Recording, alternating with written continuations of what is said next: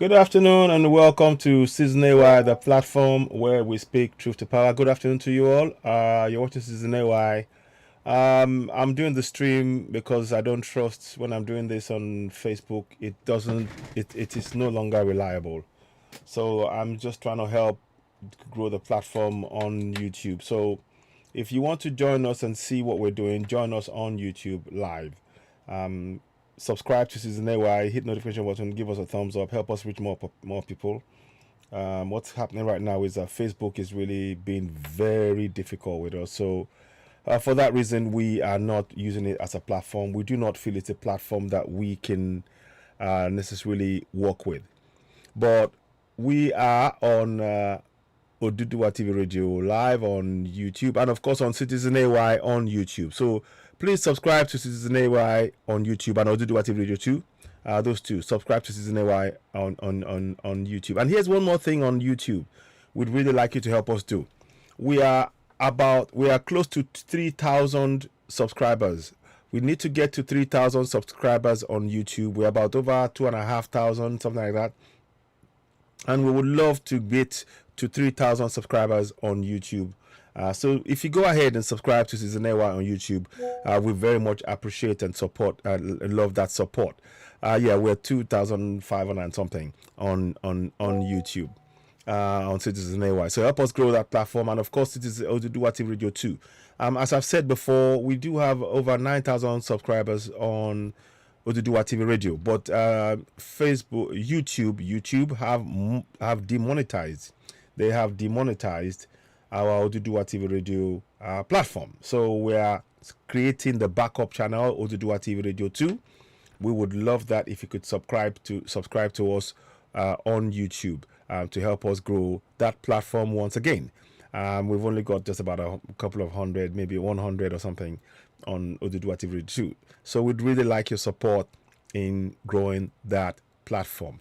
Good afternoon and welcome to Citizen AY, the platform where we speak truth to power. I really wanted to touch on one or two things today. That's why I'm coming and touch on things. So good afternoon, welcome. If you're joining us, you are watching Citizen AY live, and thank you very much. Those of you on Facebook, to be able to get a fuller experience of what we're doing, we'd really like you to join us on YouTube. Join Citizen AY on YouTube, subscribe, hit notification button, and of course, give us a thumbs up. Help us grow the platform on YouTube. Facebook, the numbers you can see, we have over 100,000 followers on YouTube, Facebook, and 119,000 followers. And Facebook have reduced the numbers. The notification has been switched off. The numbers of people seeing me right now is no more than 3 out of the 120,000 followers. And that tells you all you need to know about Facebook. So we're trying to grow that on YouTube. So please, if you're watching us and you haven't subscribed to Citizen AY on YouTube, go ahead and do so. So today's topic, we are going to go into in-depth detail about one area in particular. We're going to go into the area of the subsidy, and then it will lead us into the area of the need for us to understand that when we are spending dollars on Nigerian soil, we are actually doing our own economy and our ability to build the roads, the water, the light, the schools, the bridges, the healthcare. We're doing it serious harm, because by spending dollars, it means that we are putting money into system that will accept dollars on African soil, on Nigerian soil. And by so doing, we waste Nigerian money on purchasing on Nigerian soil dollars, which does no good to our own economy. It does no good. We are only giving benefits to America as a country, and I will go into details about that later on. But before we go ahead to do that, good afternoon, ladies and gentlemen. Those of you who are watching us on Facebook, you are of course watching Citizen AY, the platform where we speak truth to power. We will try and do as much as we can as possible to give you as much information as we get, and very verifiable information that talks about things that we have researched, and we always speak truth to power. The platform where we speak truth to power is, of course, Citizen AY, the platform where we speak truth to power. Help us grow the platform on YouTube. Of course, if you can, if people are joining us on Facebook, you're very welcome to join us. But please, it's more productive to join us on YouTube. Subscribe to Citizen AY, the platform where we speak truth to power. Now, what I wanted to do in all of this, I don't know what's going on there. Sorry about that. I'm trying to take that noise away. I'm hoping to get it. So now, sorry about that noise, that background noise. Those of you on YouTube and Citizen AY on YouTube and Oduduwati Radio. What we will do right now, we're going to go into this detail about the refinery. Now, there has been a report that came out, and I don't know if you guys saw it. Issa Yuguda, yesterday, he came out and he was accusing a lot of people. NNPC, he put the blame for the fuel subsidy on the doors of the former president George Goodluck Jonathan, and of course President Buhari, particularly President Buhari, for 8 years been in place, and the Minister for Petroleum, whilst billions upon trillions of naira was literally stolen from the people. And in those 8 years, President Buhari failed to actually get the refineries, the 4 refineries that we have, the state refineries. I'm talking of the ones in the 2 in Port Harcourt, and then the 2 and 1 in Warri and 1 in Kaduna. President Buhari failed to actually get those refineries working. Instead, they gave more and more and more and more money to marketeers, to subsidies, and which are fake subsidies. And one of the things that came out yesterday, those of you, and this is why we are going to, I urge you all, if you're watching this and you haven't seen this on, and you haven't subscribed to Citizen AY, please do so. I'll be playing a video, which I did yesterday, that really went into detail. Issa Yuguda spoke at length, and where he actually exposed the fact that the NNPC were charging for subsidies for oil that they never produced, that wasn't even, there's no pipeline in those areas. They were charging for subsidies for something for service they never provided. You know, and that's just the tip of the iceberg. And as we all know, subsidy itself is a scam. It is a scam. The people who are taking our oil are the same people in government. We are taking this opportunity to call on President Tinubu. Yes, we are glad that you've put a stop to the subsidy. We are glad you put a stop to the subsidy. But that is just one part of the puzzle. The other part of the puzzle, President Tinubu, is to now ensure that the money that has been given to be paying for subsidy, that money is plowed. At least a large percentage is plowed to fixing all the 4 refineries on ground now. We need the refineries to be fixed on ground. That is the only way that the misery that our people are suffering right now will end. So we are calling on President Tinubu. We know he means well. It was a good move to have put a stop to the fuel subsidy. It's a very good move. It's one we applaud. But the other side of it, the problem now is this. If you just remove the fuel subsidy and say, right, there's no more subsidy, it means, President Tinubu, that the price of the fuel is going to go up and up and up, because now that you've taken away that fraudulent market, then the cost of still importing of the fuel is going to get and the people having to buy it at the pump is going to get higher, and there is no support in place for the citizens. Now the citizens will feel the full effect of everything, because we know, as we all know, the subsidy is a scam. But now that you've taken away all of that, now people say, well, you know what, there's no subsidy, so they will all use that as a way to increase the price. That's what's going to happen. Either way, we the citizens have been paying. When the fake subsidy was put in, the citizens have been paying higher prices. When the fake subsidy is now removed, they will use it as an excuse. So you know what? The government took away subsidy, so the price is going to go up. Even when it comes to the oil that is going to be produced inside this Dangote refinery, and I don't happen to think it shouldn't be called Dangote refinery. It shouldn't. It should be called a state refinery, because the money, he only provided 800,000 naira and $800,000, and we provided the bulk of the money for the state provided the bulk of the money to build the refinery that is in Eko. It should be called Eko refinery. This is public money that's being used to be given to a monopoly. Dangote is nothing more than a monopoly.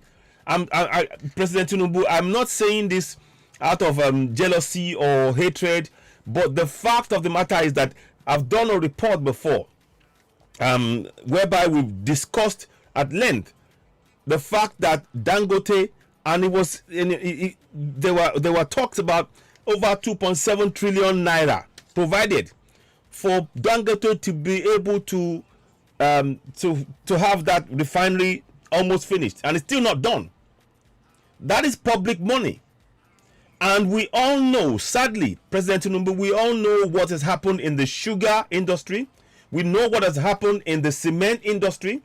Every industry. Ademiju Olubumi Agbeni. Thank you, Agbeni. Thank you very much. Thank you so much. Amen. I appreciate you, my brother.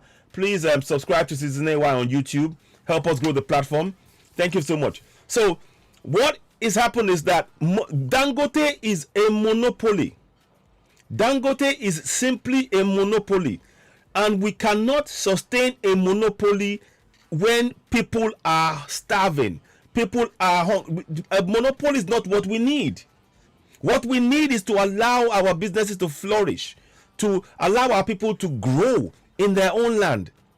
Professor Howard Nicholas, the professor in some sort of studies, has said that the plan for the entire West Wall, and even the Chinese, is to ensure that we Africans never have any manufacturing, because over 30% of the resources of the world, mineral resources required in the world, is in Africa. It's in Africa. And they don't want us to be able to be independent enough to compete. When Nigerians are ready we vote for digital brain, not wicked cabals. Folake Ojo, yes, thank you very much. Yes, exactly. So President Tinubu, we call on you. We call on you, please. What must happen now is that we need to have those 4 refineries. The Warri refinery, the 2 in Port Harcourt, the Kaduna refinery, those 4 refineries, we need them to be funded so that they can start functioning. That is what must happen. So yes, President Tinubu, yes, great work. You've stopped the fraudulent subsidy. But the funds that are being paid, those funds, we need to actually now have a task force. We are calling on President Tinubu to urgently set up a task force. A task force whose task will be there should be 4 executives that are appointed by the government, reliable people, can-do attitude. There should be 4 heads of each of those that will be appointed to oversee and give regular updates on the refurbishing and updating of the refineries to start processing immediately. That's what must happen.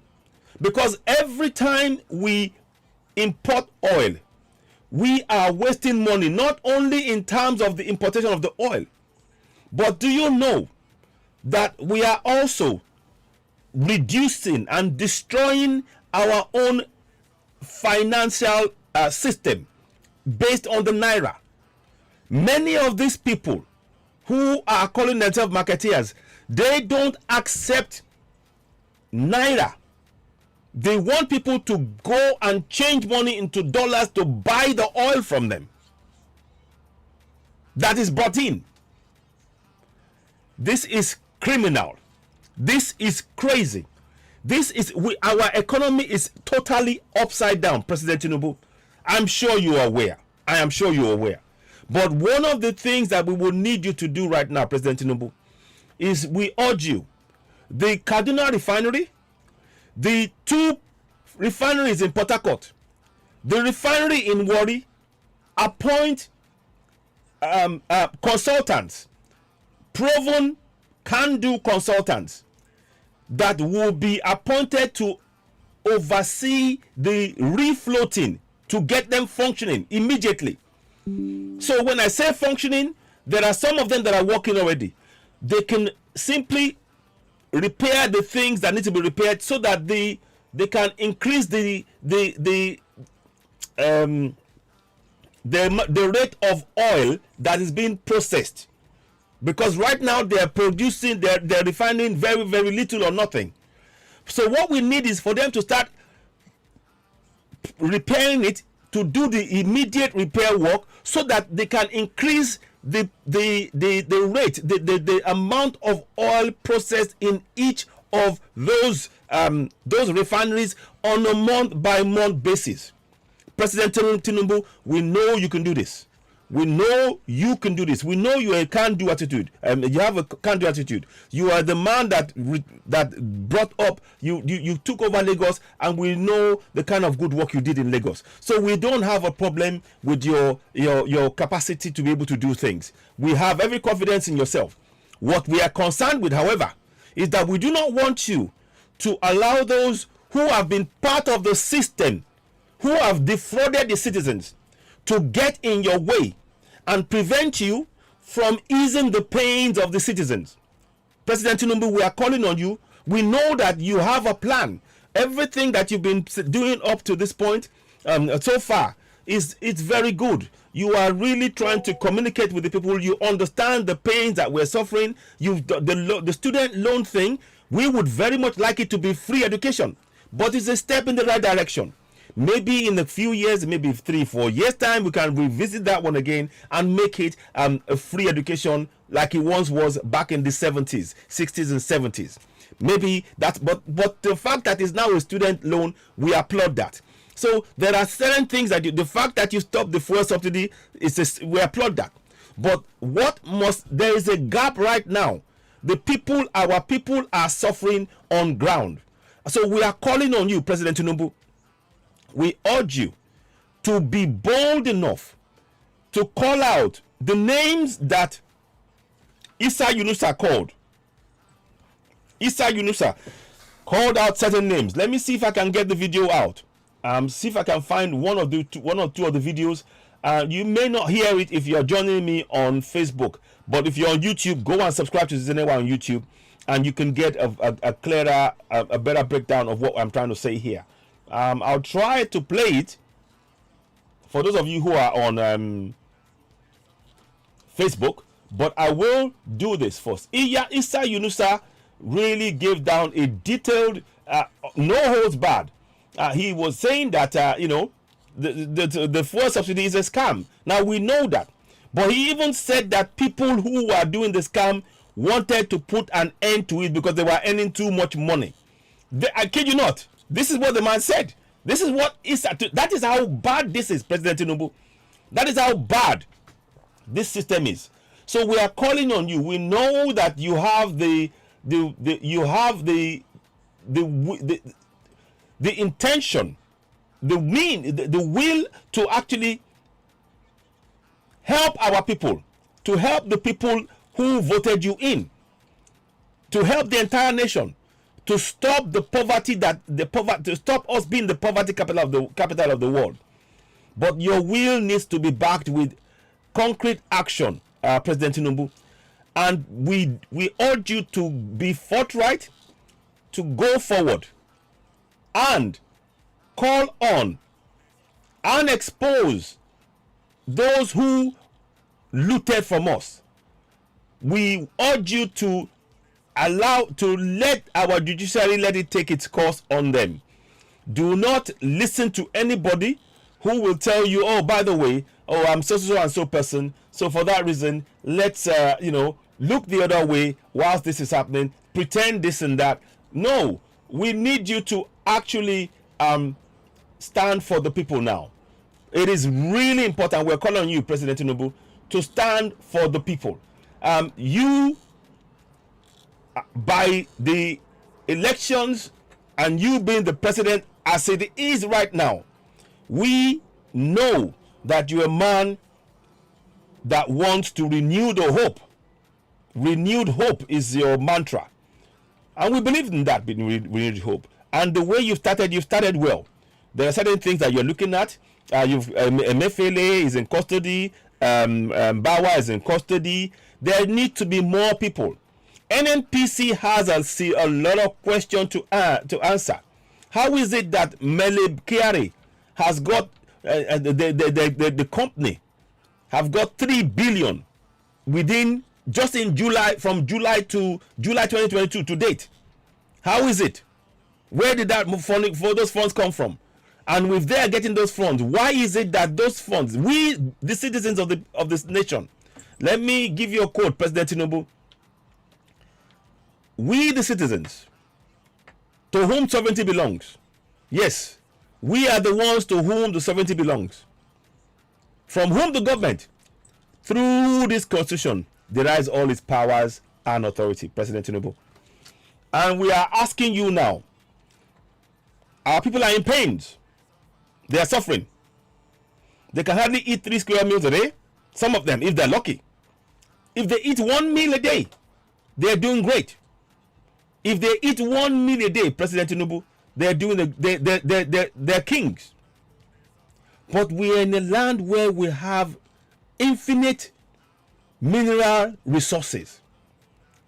These are resources that have been taken for over 100 years by the colonials, and now by the people who have put themselves in positions of power, the cabals, who are siphoning away the resources that should be benefiting the people of Nigeria, to whom sovereignty belongs, and impoverishing the people.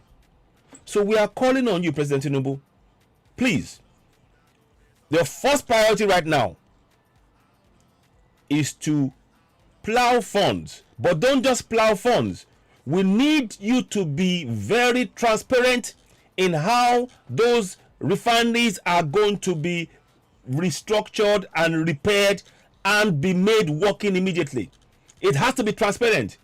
We need you to name 4 competent people. We know you have you have the know and the gravitas. We need you to name 4 competent people with reliable team around them to begin immediately to get those refineries, those 4 oil refineries, the Kaduna, the Port Harcourt 1 and 2, the Warri refineries, to get them working as a matter of urgency, to plug the gap. Because if we do not have a functioning refinery, what will simply happen is that, yes, now you've removed the refinery and the subsidy, people will be paying for oil from abroad. We are going to spend more of the money that we need for infrastructure on importing oil. That will mean that when it's imported, those who import those oil will now pass the price on to the consumers when we have the oil already. So what is really happening now, President Tinubu, is that if we do not fix those refineries, it means that we are preventing our people from having jobs. We are exporting our jobs outside the country. Because if those refineries are not working, guess what? The oil will be sold out to countries where they will refine it and then import it. That is taking away millions of jobs from Nigerians. I get it. Listen, I am being pragmatic here. I'm being President Tinubu. I am for Yoruba Nation. And I will not relent in Yoruba Nation. It is on my cap. I'll be very, very clear about that. It is on my cap, President Tinubu. It is on my cap. I'm a Yoruba Nation man. But I believe in achieving that via peaceful means. No other means. Through negotiation, through the referendum, through all of that. That is what I believe in.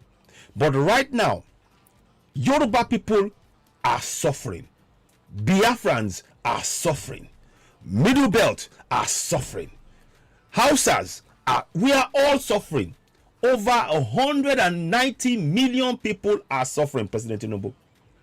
So we are calling on you to be bold enough to take this critical step.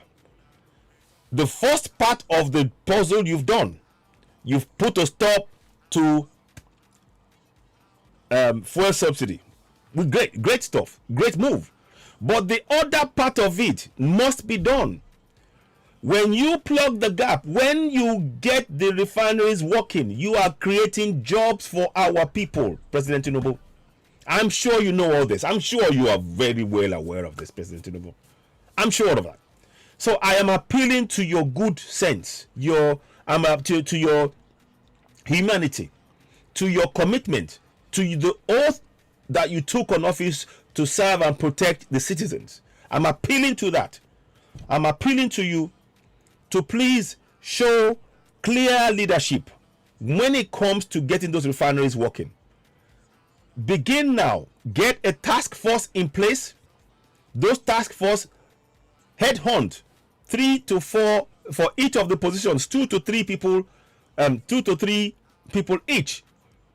That will be the people from which you will choose the head of the refinery, the task force to repair and get the refineries functioning immediately.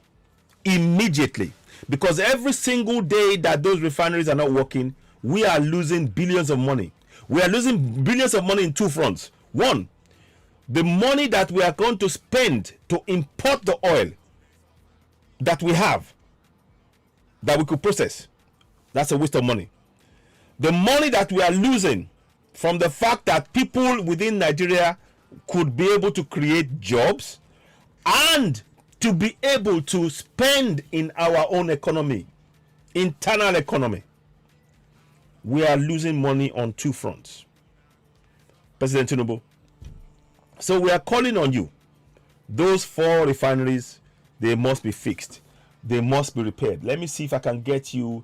I'll play you this thing. I want to play one thing. I might see if I can play it out and you can hear it. I want you to hear what the man said.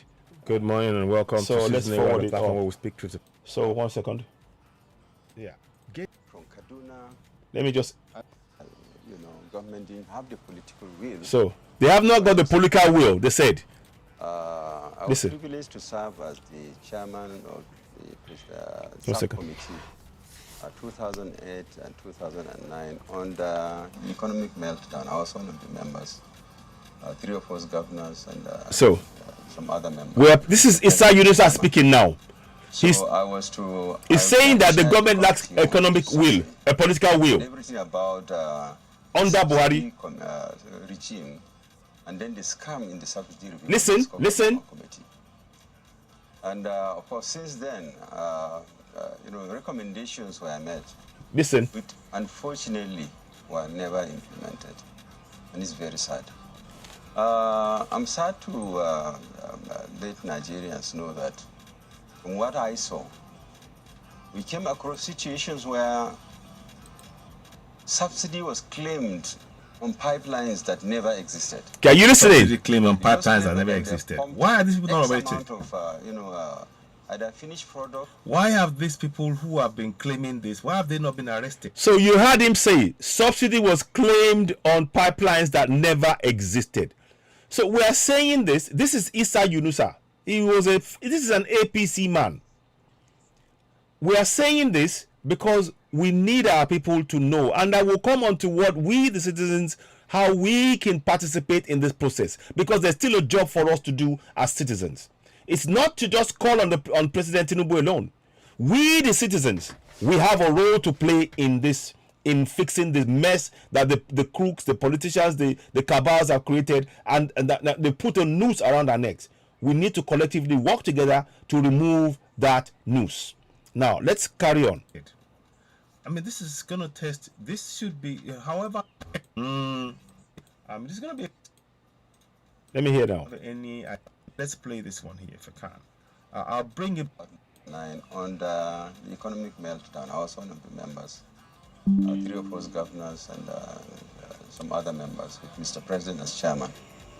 So I chaired the committee on subsidy. You see? And everything about the subsidy regime, and then the scam in the subsidy regime was discovered by my committee.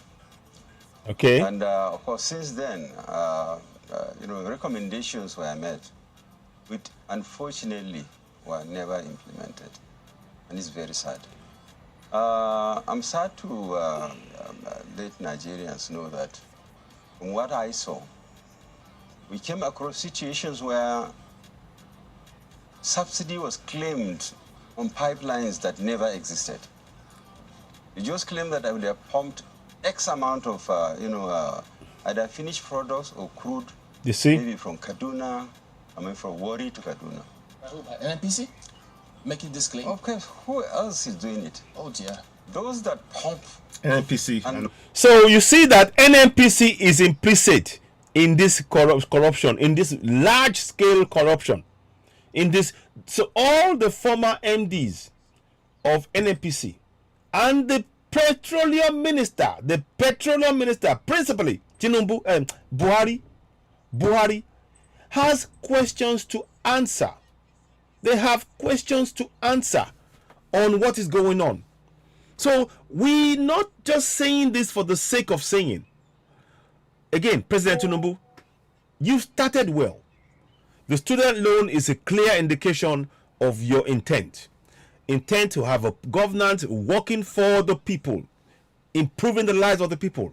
Your pronouncements and the key positions that you put certain people with certain know-hows is showing us that you have a direction in which you're traveling. And that direction is the one in which increasingly you are going to repair the trust between the people and the government. You are working to do that. But I emphasize, you alone cannot do this on your own. You have the will.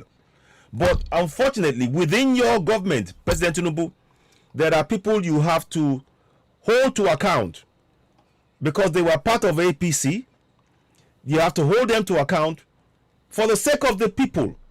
Make them accountable for the losses suffered by this nation on the fuel subsidy. President Tinubu, we know that you're a can-do man. We know that you can do this. We want you to put the people's interest as first and foremost and begin to show the way that no longer will the cabals have a foothold in our governance, because the cabals are running. They have been running up to now. They have been running our nation and impoverishing the people, and nobody has been speaking for the people. Nobody. We can see the steps you're taking, President Tinubu, to speak to our people, to begin to redress the balance, to begin to help them. Very clear. You could have reversed and said, no, we'll keep the subsidy because I'm in charge. But you could see that the subsidy, based on what Issa Yunusa said, NNPC is heavily involved in this scam. So, President Tinubu, we would like you to really call in those who are heading the NNPC right now and get them in for questioning. The funds that have gone missing, the billions upon billions gone missing, they have to account for it. And I happen to say at this juncture, President Tinubu, our focus would be for you. We would really like you to work out something whereby 80 to 90% of everything stolen is brought back into economy, because our people are suffering. So if whatever needs to be done to achieve that, let that be done right now. Let that be done right now, because this is billions upon billions. And we need to act fairly fast.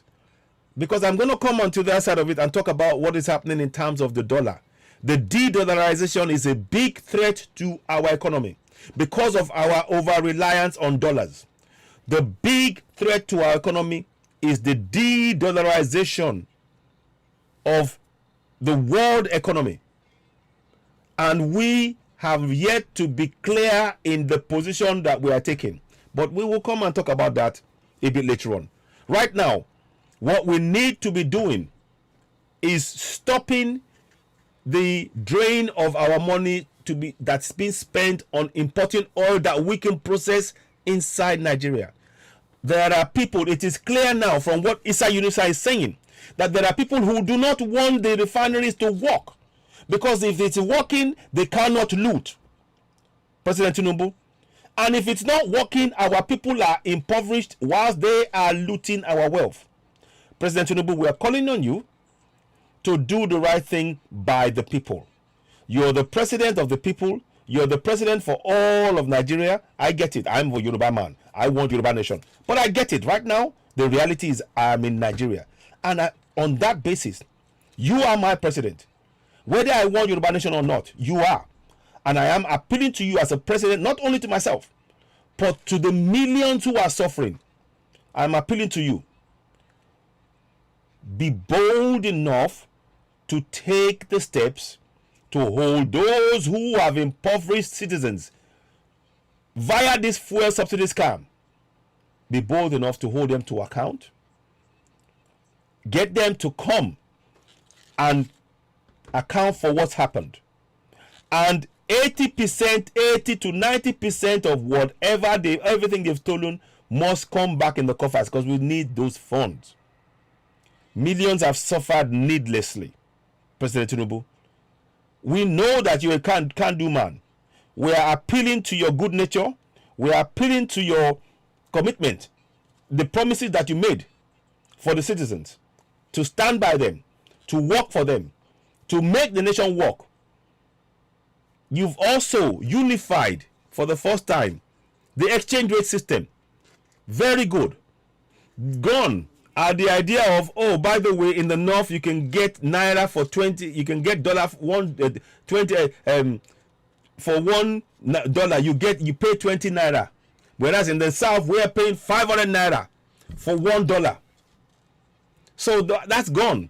So this is good. We need to rebalance how we're doing things, but there is more to be done on that side as well. But more importantly, let us listen more to what this man said here. That's the boss of. They need to. He should be asking questions. So something not it can be stopped, but you can't stop it. So it can be stopped. You see, the political will to stop it. The political will. There are so many interests that are involved there. That's the picture of Buhari just saw there. That's what is leading. He needs to answer the questions. But at a point in time during the Jonathan regime, I know we had pumping up to 1 million. You're listening to Issa Yunusa. Those of you who are on Facebook, please join Citizen AY on YouTube. Help us grow the platform. We're trying to reach 3,000 subscribers. We need your help. Regime, listen. Like I said, so it's protein also, Jonathan. Good luck as well. Way back in 2012, 2013, should have gone. Any person that is shouting subsidies are going to affect that this is a selfish person. A person who is connected to the scammers that are killing this country. What you've said is very shocking. Of course, it's shocking. Much as say you were sad to say it, but yes, it's important that Nigerians know. And that means that all this while, the previous government and previous governments have been lying to Nigerians. You see? About this subsidy matter. I think so. They didn't have the political will to take the decisions to remove it. All this, they say, IMF is pushing us, IMF is that, World Bank is... That is not the issue. In fact, I have one of my friends... Listen! You see? Who is Listen! in the oil industry. Listen! We traveled to China with him, one of the presidents. This is admissions, though. This guy should be talking to... He should be called in for a question as well. See, I'm a member of the economic team of Mr. President. And when I went for a meeting, I told him, Mr. President, I called him by the side. I said, Mr. President, please remove this subsidy. He said, we are tired of making money. What? Yes, I'm telling you to God Almighty. That's Issa Yunusa, a APC man inside the APC government, saying that they were calling to the former president, it might be Goodluck or it might be Buhari in China, please remove subsidy. We are tired of making money. So you can kind of see the insane amount of money that the cabals have looted. When one of them can say, please, Mr. President, put an end to subsidy, because we know it's a scam. We don't want to do any more scam. Listen on. This man should be Let me just hear. called in to name names, to Yes. explain, to call out all those people. Look, if we do not, this is a, It I is. don't even have the words for it. Yeah. Listen on. Let's listen on. He knows people with the former president, and he would mention President Buhari's name in this broadcast. Listen on. He said, we are tired of making money, Mr. President. Remove this subsidy. You see? Wow. Because he's a patriot and he's seen the scams that are going on there. And he told me he's alive today. So the man he's talking about is alive today. The man who told him and who said to the president, we don't know which president he said, who said, please remove subsidy, is still alive today. So this means that, President Tinubu, these are information that we hope that you can put together, get a team of people together and get these people into a room. We need 80% to 90% of those funds diluted. We need it back. President Tinubu, we are calling on you, on your good nature, on your commitment to the citizens of Nigeria that you promised to serve, to demonstrate that earnestness of your desire to improve the lives of the millions of people suffering, to demonstrate it by the actions that you take from here on. We call on you once again, President Tinubu. The 4 refineries, the Warri, Port Harcourt 1 and 2, Kaduna, those 4 refineries, with immediate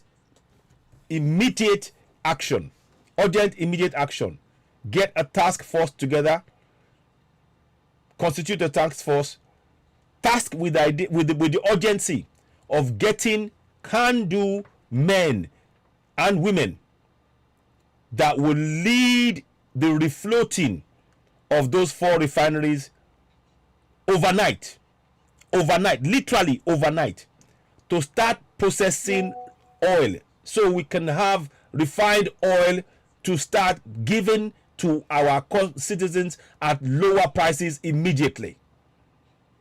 It is doable. No ifs, no buts, no excuses. I know it is something that you are capable of. Some of the people in the National Labour Congress, they spoke about that some of the refineries, some parts of it are still even functioning now. It is not functioning at the level at which it can pump out a lot of oil consistently, but it is doing so. That is where the task force, where you are going to have, you need to have a task force put together, President Tinubu. I'm sure you probably have this, but this is just a suggestion. Put a task force together. Get them to choose 3 for each of the positions, for 3 people for Kaduna, 3 for Warri, 3 for Port Harcourt Refinery 1, 3 for Port Harcourt Refinery 2. So that's 12 sets of people that the task force will now choose, one of which will now head the team to repair and begin to get the refineries in those 4 refineries working immediately, with the ramping up, with the monitoring of what they're doing, with regular updates.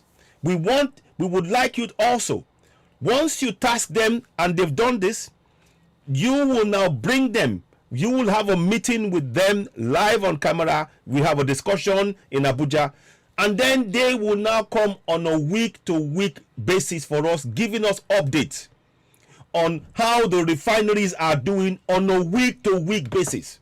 Because every single day that we are importing oil, every day we are importing refined oil, President Tinubu, we are losing money twice over. We are losing money from spending the money we could have used to build roads and water and light and schools and bridges. We're spending that money on importing oil. We are losing revenue because now the oil that we could be producing ourselves, others are getting in that market and producing it for us. So we are losing revenue on two fronts. And we are making the lives of our citizens tougher. Because when you import those oil, the price of that oil, because it's imported, will not be low enough for the people to survive.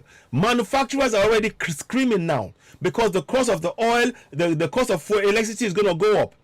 This is having a massive impact on our entire economy, President Tinubu.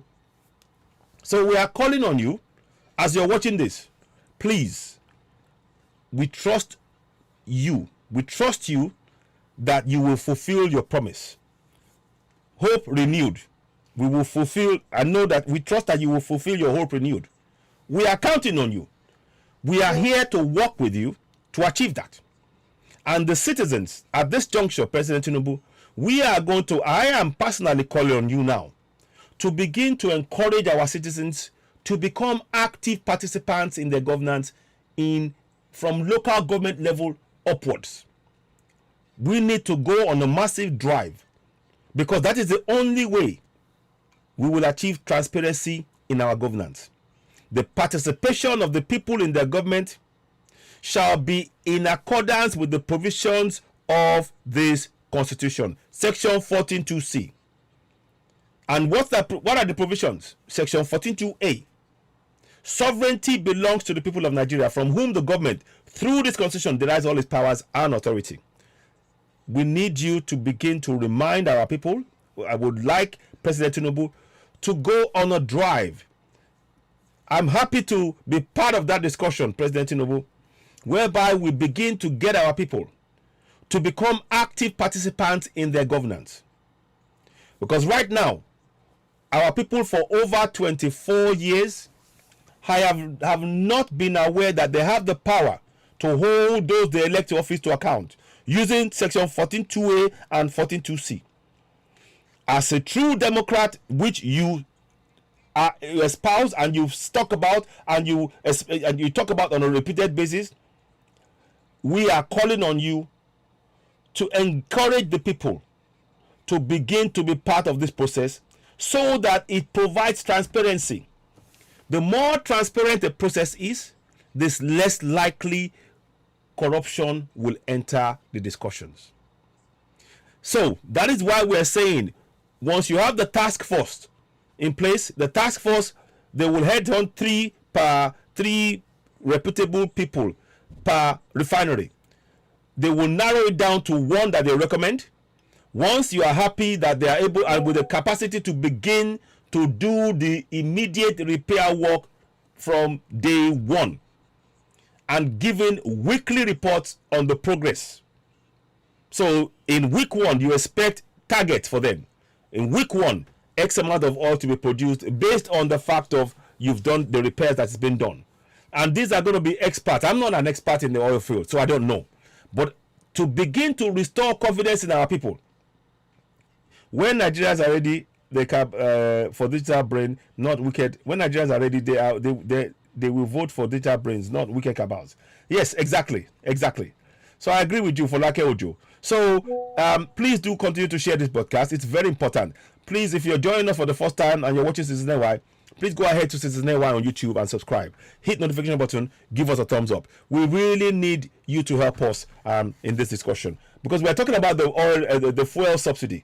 The fuel subsidy scam. Issa Yunusa came up and made huge revelation. So let's carry on. You see, then what we need to mention is of 2-3 months, and we pay demurrage. The country pays close to about 100 to. Listen to this, listen. The problems associated to making the product expensive as it even lands. At a point in time, ships line up over 60-70 ships lining up in the high sea, trying to come in to dock, and 60-70 ships. Can you see 60-70 ships? This is what's going to happen. If we do not, President Tinubu, that's why we're calling on you. It's good that you stop the subsidy. If you stop the subsidy and you do not get the refineries working, we will get to the point where you will hear what Issa Unita is going to say. Let's hear it. Lining up. Then discharge in Atlas Copco before us. Discharge in Atlas Copco. Of 2-3 months. So some oil companies, some boats, some huge oil tankers would be on sea waiting to deliver to us 3-4 months, and we're having to pay demurrage. Running into, you will hear him say it, President Tinubu, if we don't address this issue of the refinery now, this is what is going to happen. Listen to him. And we pay demurrage. The country pays close to about 100 to 150 million. Can you see Can you see where our money is going? Please. $150 million for demurrage. Those of you watching now, I always take the opportunity to do this, and I want. Please subscribe to Citizen AY on YouTube. Help us grow the platform. Nigeria, this thing we must do, and I will continue to espouse and talk about this until we all, as citizens, collectively participate in our governance. We must begin to do this particular thing. Just one thing here. I need you to really. I can't overemphasize this point, to be honest with you. So let me just. But I just want to just show you, we need to be actively participating in our governance. 1 second, please. This is now something that we have to demand that these people be made to account. Yes, indeed. So what am I asking for? Yes. So listen to it. I am asking you, but I'm going to bring it back to participate in your own governance. Mm-hmm. You see, you have to use these powers. Sovereignty belongs to the people of Nigeria, from whom the government, through its constitution, derives all its powers and authority. You need to do that. Section 14.2c. The participation by the people in the government shall be in accordance with the provisions of this constitution. We need to combine those two and begin to actively question those we elect into office. Mm-hmm. The time for us to look around and just look and pray to God and all that. Please, don't even talk about God in this discussion. No God, no Allah, no Muhammad, no Jesus. The people who are doing this, who are harming your generations to come are on this earth. Exactly. They're not in heaven. Exactly. They are the ones we need to confront. And we need to put pressure on President Tinubu, whether there is friends or not, to instigate, to take action. Indeed. And arrest these people to come and account for the money. And those money should be returned back to the country so that we can have a proper development in all our local government areas. So that is what I'm saying, and I'm using this platform to try and raise that awareness. You've seen, like I talked about, those 4 refineries, President Tinubu, I keep saying this again. The 4 refineries, the Warri, the Kaduna, the Port Harcourt 1, Port Harcourt 2, those refineries, they need to be refloated, i.e. to be remade working right now. The National Labour Congress, the TUC, I think it's called, one of the two of them, they said that some of their staff were still getting it running, functioning, despite the fact that they've deliberately run it down. And I've even seen reports whereby they said there have been explosions in those refineries. Now, the question is, because of the subsidy, is there a connection between the subsidy and the explosions going on in those refineries? Those explosions were designed to ensure that those refineries didn't work. President Tinubu, I put it to you, that those refineries, because of the explosions that were going on in the Warri one or the Port Harcourt one, they're cleverly designed to ensure that there was no interruption in the flow of subsidies. President Tinubu, we're calling on you. This is a matter of grave concern. This matter, putting forward an immediate remedial plan for the refineries with immediate effect will send a message to every citizen in Nigeria, including myself, that you are indeed putting the concerns of the citizens first.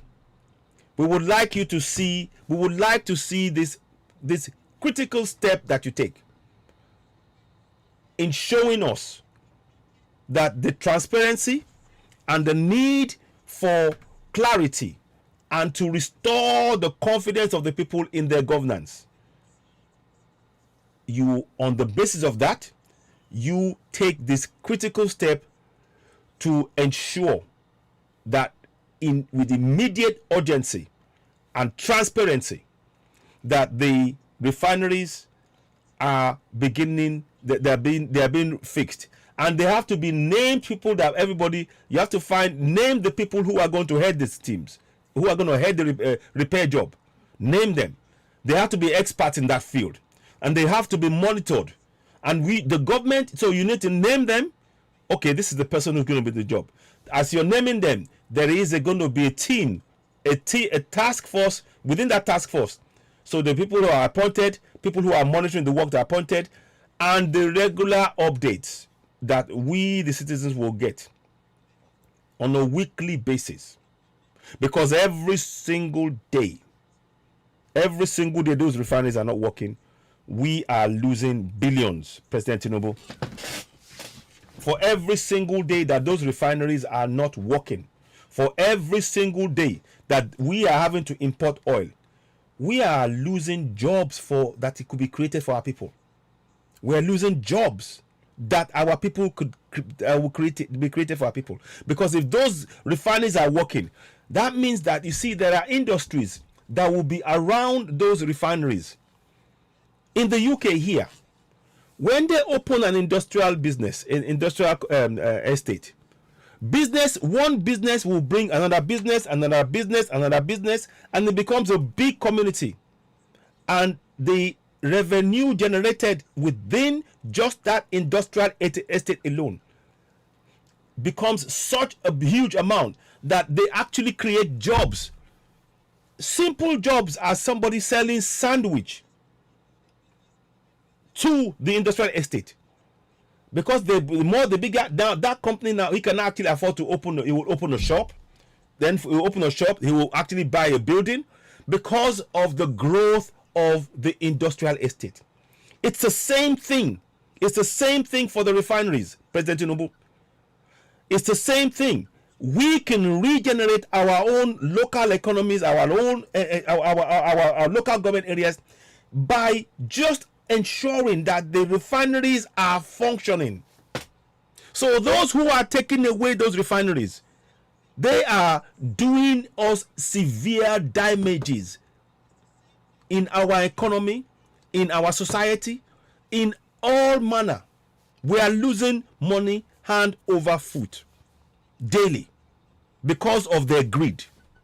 They cannot perceive or visualize the benefit of a functioning refinery and how much revenue and business and jobs will be created from a functioning refinery, because associated companies will come and locate close to that refinery, and other things will flow from there. The local economy will boom.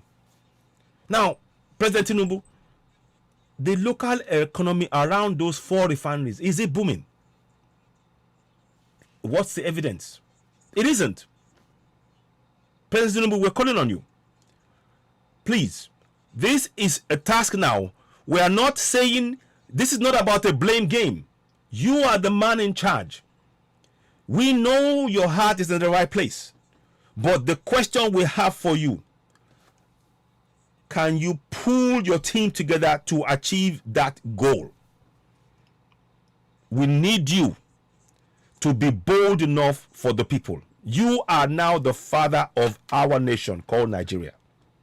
Please do not misunderstand me. It's the pragmatism of the situation. I am for Yoruba nation, and nothing is going to change that. Nothing. Till I leave this planet, I am Yoruba for life.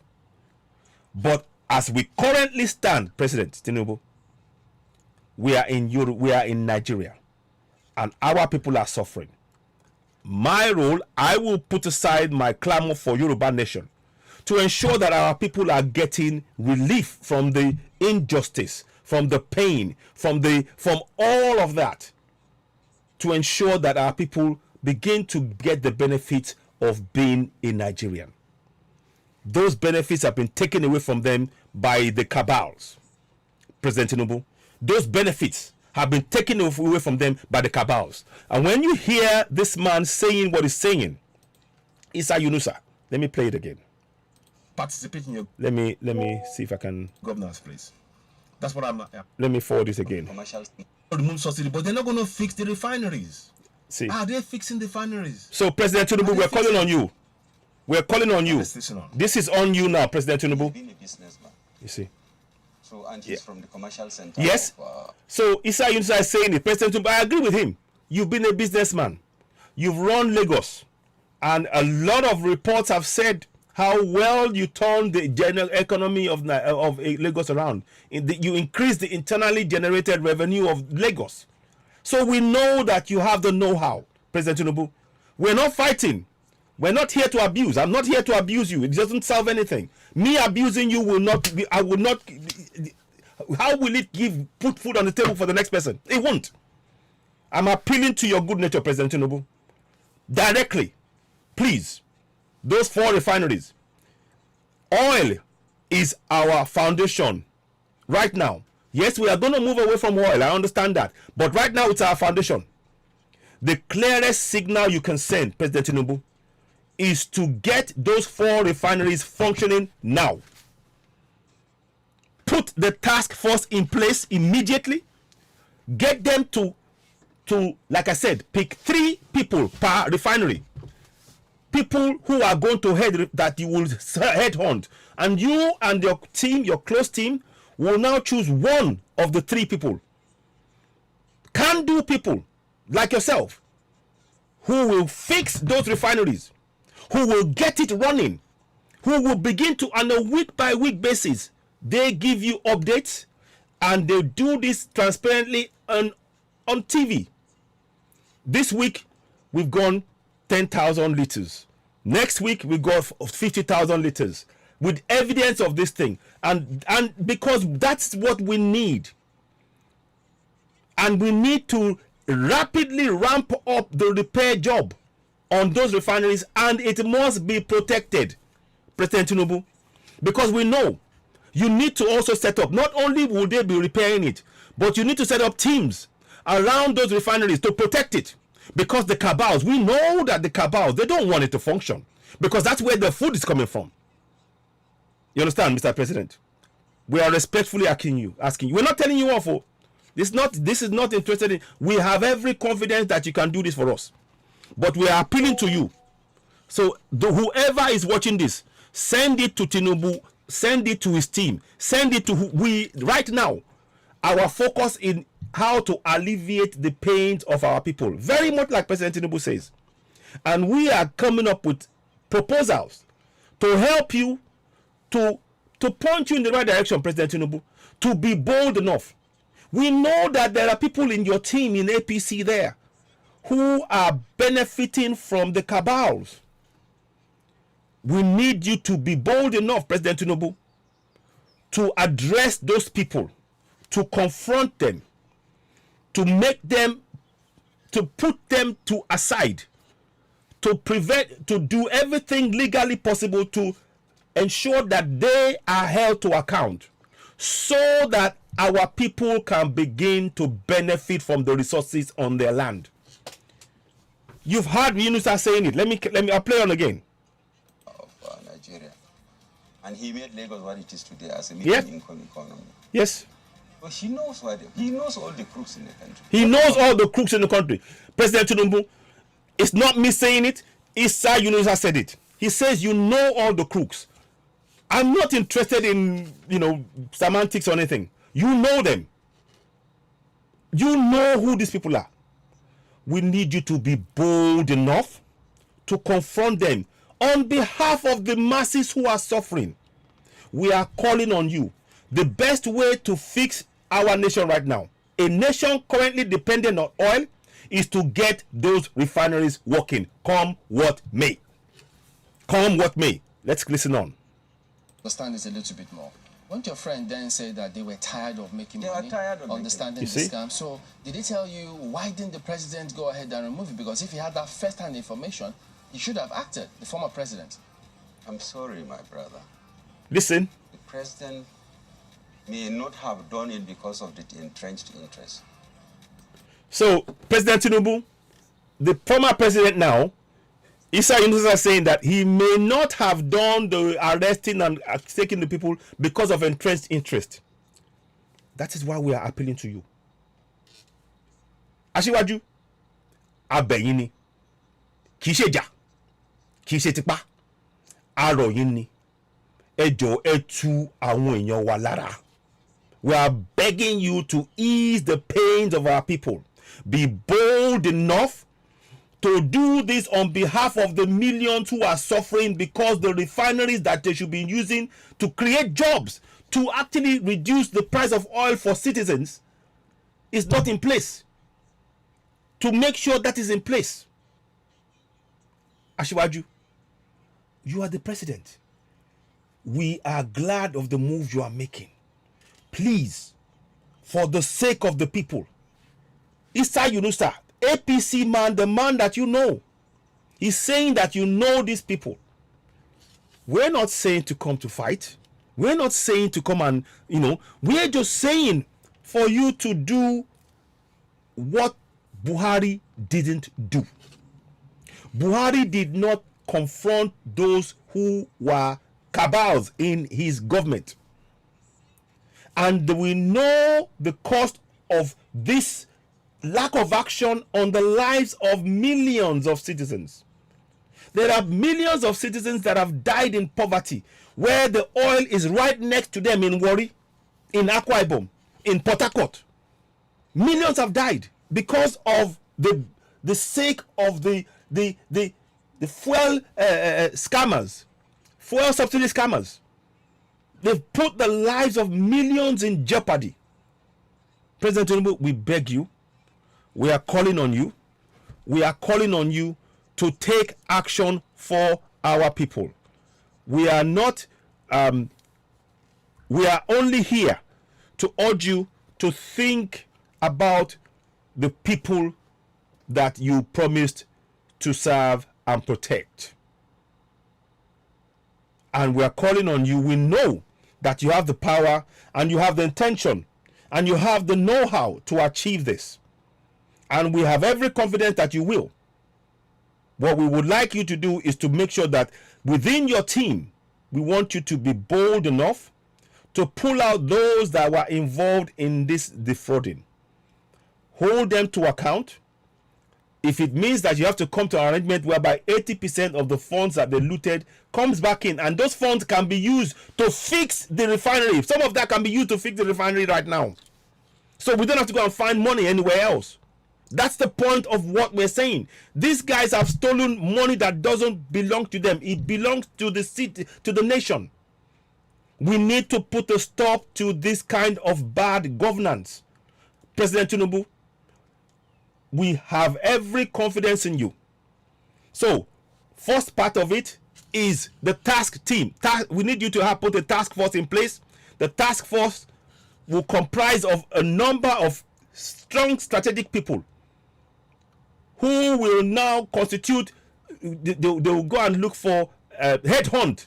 They will headhunt 12 people. 12 people from which 3 of each refinery will be looked at as possible people to come in and fix those refineries pronto. Yesterday. Not tomorrow. Yesterday. Once you give the go ahead and you are confident of one of them, you nominate one. You nominate them.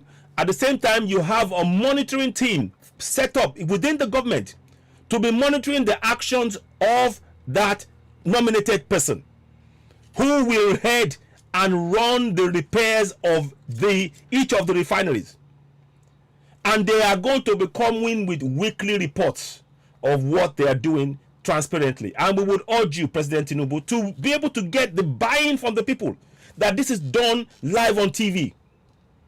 Yes, you can have the central meeting, but in terms of the figures, in terms of how much they've done on a week-to-week basis, in terms of how many liters they've managed to produce on a week-to-week basis, this is a way to build confidence back in the system. It is a way to build confidence back in the system. Right now, we don't have confidence in the system. Look at what is happening, President Tinubu, with the cost of electricity prices. We don't have regular electricity in Nigeria, and yet they are going to increase the price of electricity. How is that productive? How is that productive? The the refinery will have a major impact if we get that functioning. If we can get the refineries functioning, the price of the oil will come down for the local people. In the US, the price of fuel for the citizens is as low as possible. It is there to ease the pains of the people. Whereas the price of fuel for the ordinary man on the street in Nigeria is 500, 600 naira. Where are they going to find it? And there is no jobs. And they are getting 30,000 naira a year, President Tinubu. This is a fundamental part of your refloating of Nigeria.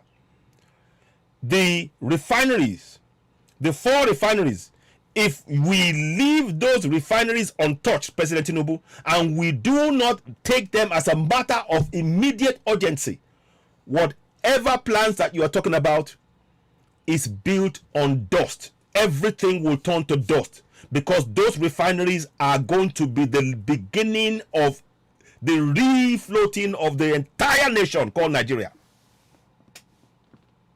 Entire nation. I kid you not. Because when those refineries are functioning, we can now begin to look at, it allows you the opportunity to now transfer to the people the price and lower prices of the oil, which is the ultimate goal, to be sold within Nigeria.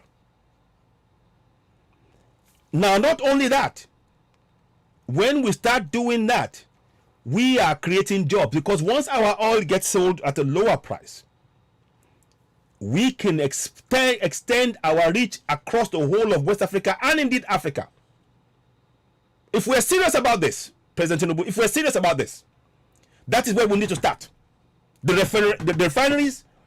If we are having any discussion about a World Bank and all of this, and we are not putting the funds into the refineries, and we mustn't take borrowed money to fix the refineries. We have to take back the money looted by those who looted to fix our refinery, President Tinubu. Let's be bold enough to call this out. We need to be bold enough to tell those who stole that money that we want that money back, and those money be used to start fixing the refinery, because it will send a message that in Nigeria we will do things the right way. If you do it the wrong way, you will be held to account. You will be held to account, President Tinubu. I know this is what you want. The picture of Nigeria you painted for us is a Nigeria that will function. You talked about farming. The farmers are going to be given the opportunity to grow and develop. You talked about manufacturing. You talked about the fact that 60% GDP. You talked about all of this. We believe you. We believe you, President Tinubu. We're asking you, the foundation for all of this, President Tinubu, will come from those 4 refineries. Any plan that you have, President Tinubu, without those refineries, any plan that you have without those refineries, President Tinubu, it is going to be a failed plan. It is going to be a hodgepodge. It is be a fudge. Oh, okay, that one is this one. Oh, let's not talk about that. Because the refineries is the foundation of our nation. People, all the oil companies around the world, they're like bees around the honey, because they know that we have the resources. So they will do everything to put their hands in there. They are preventing us, the Western world. They don't want Africa to have manufacturing, President Tinubu. This is a much bigger problem.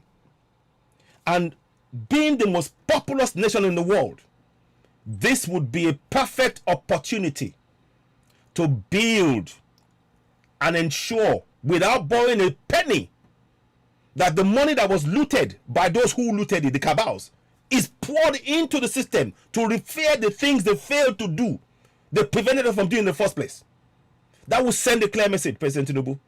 It will send a clear message to the entire world that in Nigeria, we mean business when we say we are going to put our people first. I'm calling on you, President Tinubu. Let's listen on for a little bit, and I'll come back and talk some more. 1 second. Could even be at the risk of his life.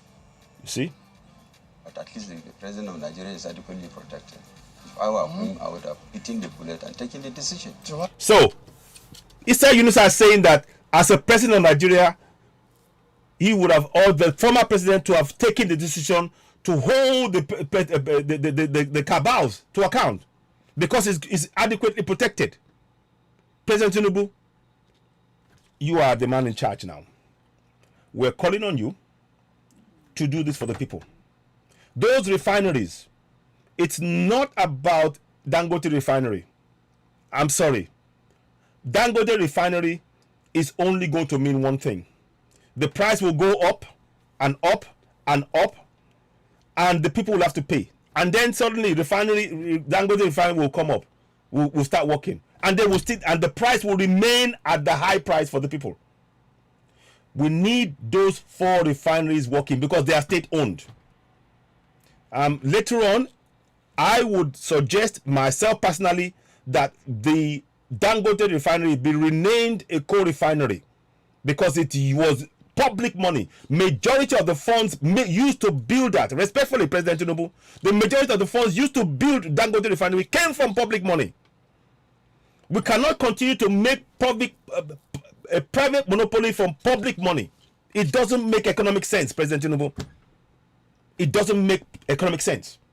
We are asking of you, the foundation for this nation, we all agree, we are going to move away from oil. We are talking about having, all these electric cars and things. Great. But whilst we are still dependent on oil, fix those refineries. Because that is where the oil, to reduce the price which our people are paying at the pump, those refineries must work. If we do not, if any plan we have that does not include fixing the refineries to reduce the price of the oil, it is not going to be sustainable, sir. It is not going to be sustainable, sir, President Tinubu. It isn't. And I'm sure you know this. I'm sure you are aware. But you are the president now. Mr. Yunusa was saying that Buhari should have beaten the bullet and held those men to account. President Tinubu, you're now in charge. We need you to be bold enough to do what is right for the people.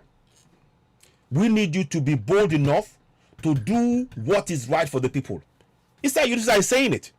Listen. Yeah, helpful because the poor man out there is suffering and dying of hunger. This is why I'm saying it. And we are busy feeding on them in collaboration with foreigners. You see, President Tinubu, Issa Yunusa saying the poor man out there is starving. And he said, we are busy feeding on them with foreigners. The benefit from the oil, sadly, President Tinubu, the benefit that should come to the local people is being enjoyed by foreigners. This is not sustainable. This is not good governance. And I know that you are trying to put a blueprint for good governance. That is what you want. You want to turn it around. The place to start, President Tinubu, is the refinery. I'm not here to abuse, because I don't believe I've been abusive or talking to you in a rude manner. You're my father. Baba legesi misa. Baba mo de kiyi eku orire. Ẹ̀yin la ẹ sọ pé ẹ máa ṣe ààrẹ ẹ dẹ̀ sẹ́ ẹ wí bẹ́ẹ̀ ẹ dẹ̀ ṣe bẹ́ẹ̀ gbòsà fún yín sà gbòsà lẹ́ẹ̀mẹ́ta ẹ wí bẹ́ẹ̀ ẹ dẹ̀ ṣe bẹ́ẹ̀ ntọ́ kàn sí yín sà ìyà tó ń jẹ àwọn èèyàn wa ẹ má jẹ́ kó ẹ díjú ẹ̀yin lólórí ẹ̀yin là ń wò à ń bẹ̀ yín ni ìyà yìí ẹ ní agbára láti fi tu àwọn èèyàn wa lára. Ẹ jọ̀ọ́ abẹ̀yìn ni ẹ̀bẹ̀ labẹ̀yìn ẹ tú àwọn èèyàn wa lára. Àwọn ará bíi kó owó lápò wa wọ́n dẹ̀ ń gbé fún àwọn àjèjì wọ́n dẹ̀ ń dín ìyà tó ń jẹ́ ń já àwọn èèyàn wa fún àìmọye ọdún 20 ọdún ó kéré jù. Bàbá ààrẹ abẹ̀yìn ni o ẹ ṣàtúnṣe ẹ jọ̀ọ́ ẹ bá wa ṣàtúnṣe yìí. We're calling on you, President Tinubu. We know you can do this. You turn Lagos around. You can turn Nigeria around. As much as for me, I want Yoruba nation because I don't believe Nigeria is working. And if this doesn't work, then you cannot come and tell me if I stick to saying I want Yoruba nation, then you will know I'm justified in saying Yoruba nation. So we need you. If you want us to believe in Nigeria, make it work. Because Nigeria is not working, sir. Sir, it is not working. Millions. I've had people, friends that I know of, that have gone to foreign countries, applied for visa, and they've been called for interviews. This is not just me saying it. Personally, people are trying to leave Nigeria because this fuel subsidy scam and all of the other scams. President Tinubu, we know you're a can-do man. The time for action is now. Start with the refineries. Be bold enough to call the MD of NNPC to come and account. Be bold enough, sir. Be bold enough. You will send a message to Nigeria, to the citizens, that it is no longer business as usual. And I mean this time, properly, no longer business as usual. If you don't do that, sir, if you just continue to say, oh, we're going to import, the man that tells us, oh, this is I saw videos of Melekari showing us, oh, this is the oil bunkering. Well, how is it that there are oil pipes being tapped to the oil to the pipeline, and they don't know about it? How is it? They know about it. You can hear Isa Yunusa. Let's carry on. Risk of is that in collaboration with foreigners. This is what I'm saying to you. It is painful, sir, that the resources that should be benefit our people are being carted off by the cabals. And what is worse about it, sir, is that the cabals, they are willing to give these benefits, the oil, the money, freely to other countries, and denying the same people that they call themselves Nigerians with the same benefit. And they say it's good business. Sir, it can no longer be business as usual. If you are serious about building a better future for the coming generation, we need to start with those refineries, sir. Let us see the evidence of that work, sir. We are begging you. We are calling on your good nature. We are reminding you of the promises you made, your renewed hope.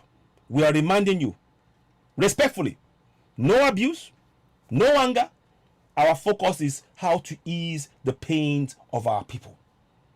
We're begging you to do the right thing. Every time I listen to this man, Isa Yunusa, and he's a man you know, sir. You know him. You know Isa Yunusa. Listen. We can no longer be silent. So, listen. The former Minister of Finance, Ngozi, we are now together. She had this similar investigation where she involved. Let me have a sip of water. Chartered accountants do some forensic audit. In fact, in that her report, she discovered about $2 billion that was just going into private pockets. So I believe many more, committees were set up later to confirm this position, and they still continue confirming, and apparently nothing has been done. Or if something has been done, I wouldn't know because I'm not part of NNPC. You see, he's not part of NNPC. Sir, it is really important. We beg of you, President Tinubu. He talked about NNPC. NNPC is a major problem. We need you to be bold enough, sir. Oh, sorry about that. NNPC is a major problem. Sir, NNPC is a major problem. We need you to be bold enough to hold Melekari and all of the other executives to be held to account right now. Because the billions of dollars and the marketeers and the NNPC, they are all part of this scam. Isa Yunusa is saying it. He's mentioned NNPC. He's not even hiding it. He said NNPC. And now we now know NNPC, of course. It was only made a private company in July of 2022, sir. President Tinubu. So we're calling on you. Do what is necessary. These refineries must be your first port of call. These refineries must be your first port of call. Nothing else, sir, will do it. If you are going and tinkering about the price of what is imported and all of that, you are then really deceiving the people. What the people need from you is to see the speed, the rapid speed, and the clear, transparent plan, a package put in place to monitor the upgrade, the repair, and the maintenance of those 4 refineries ASAP. No ifs, no buts. That is the first place to go. Everything else is around that, because that's the foundation. Once those refineries are now optimizing, the people will feel the benefit of those refineries in lower prices at the pump, sir. Sir, I hope you're following me. Respectfully, Nimosole Isao, I'm not here to tell you what to do is by force. I'm appealing to your good nature, President Tinubu, to do this for the masses. The man, Issa Yunusa, said, foreigners are benefiting from the resources that we, the people, have been denied by those cabals. The cabals are working with foreigners. Isn't it time that we turn this around? As the largest African nation, as the largest black nation in the entire world, we need to set a good example for the others, sir. And it starts with what we do. It starts with this fuel subsidy scam. We need to make examples of certain people. And the funds, again, I maintain that to fix those refineries, don't borrow money. There are people that you know in your government who've been part of this. Take that money. Take 80% of whatever they stole back. Plow it straight direct to fix the things that they failed to fix, that they prevented us from fixing. To make them understand, to make the youth coming generation know that crime does not pay. Because if we allow this to go on for over 24 years now, crime has been shown to be paid, to be something that pays. That's why there are people who are suddenly billionaires overnight at the expense of the millions of citizens. President Tinubu, we are calling on you. Please do the needful. These refineries, make it your first point of call. The refineries must start functioning. They must put in plans. Get a team together that you can trust to deliver. And more importantly, around those refineries, we need adequate protection. Around those refineries, in and out, we need proper protection around those refineries, because those cabals, they are willing to do anything to ensure that the refinery is not working, so that they can continue to get, even when we say subsidy is over, they are going to be the ones who are going to now be the ones importing the oil, because they are ready. They are loaded with our money. This is how serious this is, and we need to break the back of the cabals publicly. And I'm calling on every citizen. I'm going to read you section 14.2a, 14.2c. Every citizen watching this, you have a role to play. This is where you come in. Let me show you what I mean. Those of you who are, and this is why I urge you, if you're watching me and you haven't subscribed to Citizen on YouTube, go ahead and do so now. Facebook, they're playing with my broadcast too much.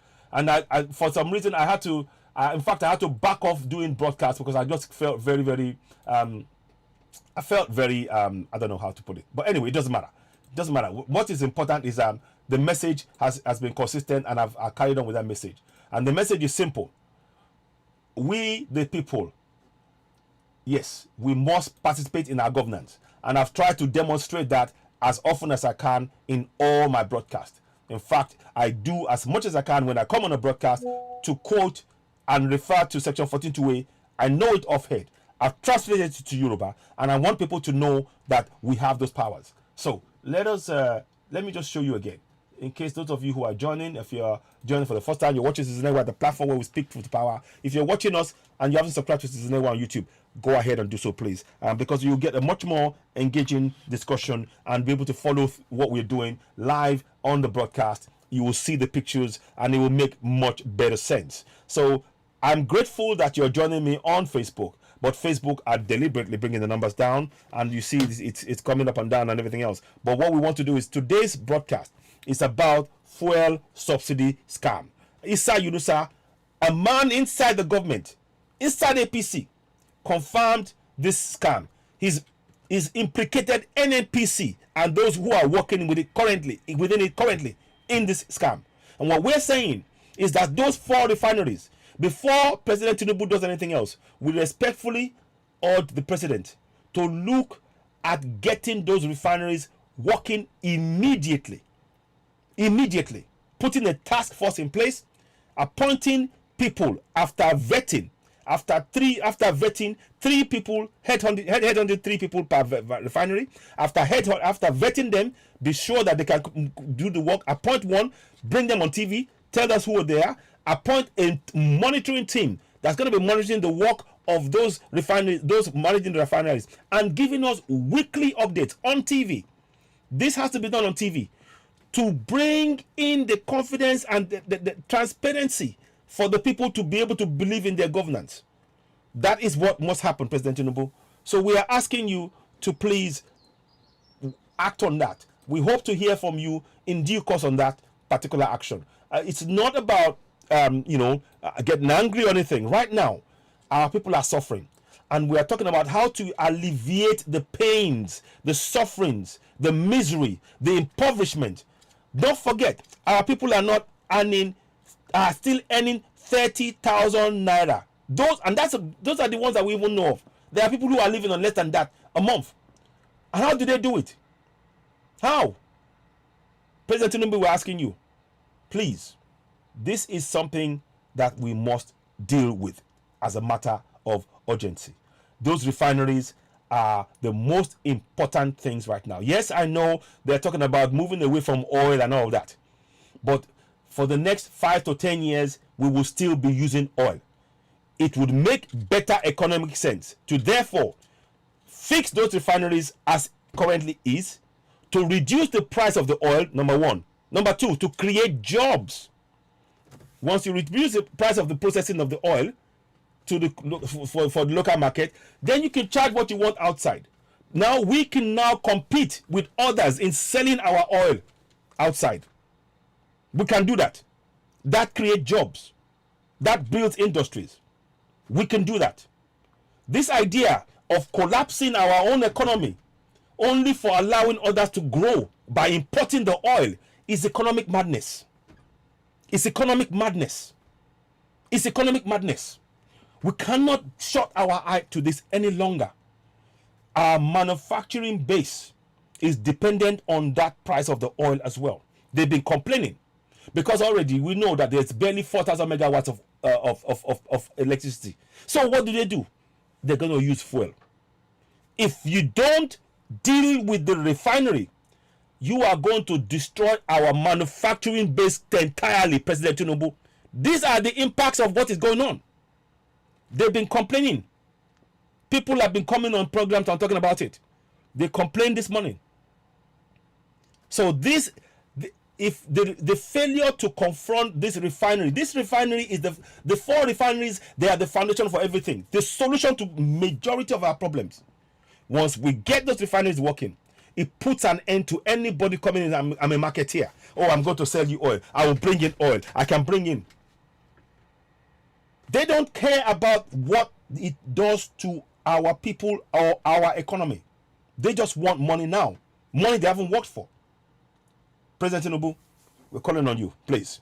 So, my people, here's what we must do as people, as citizens.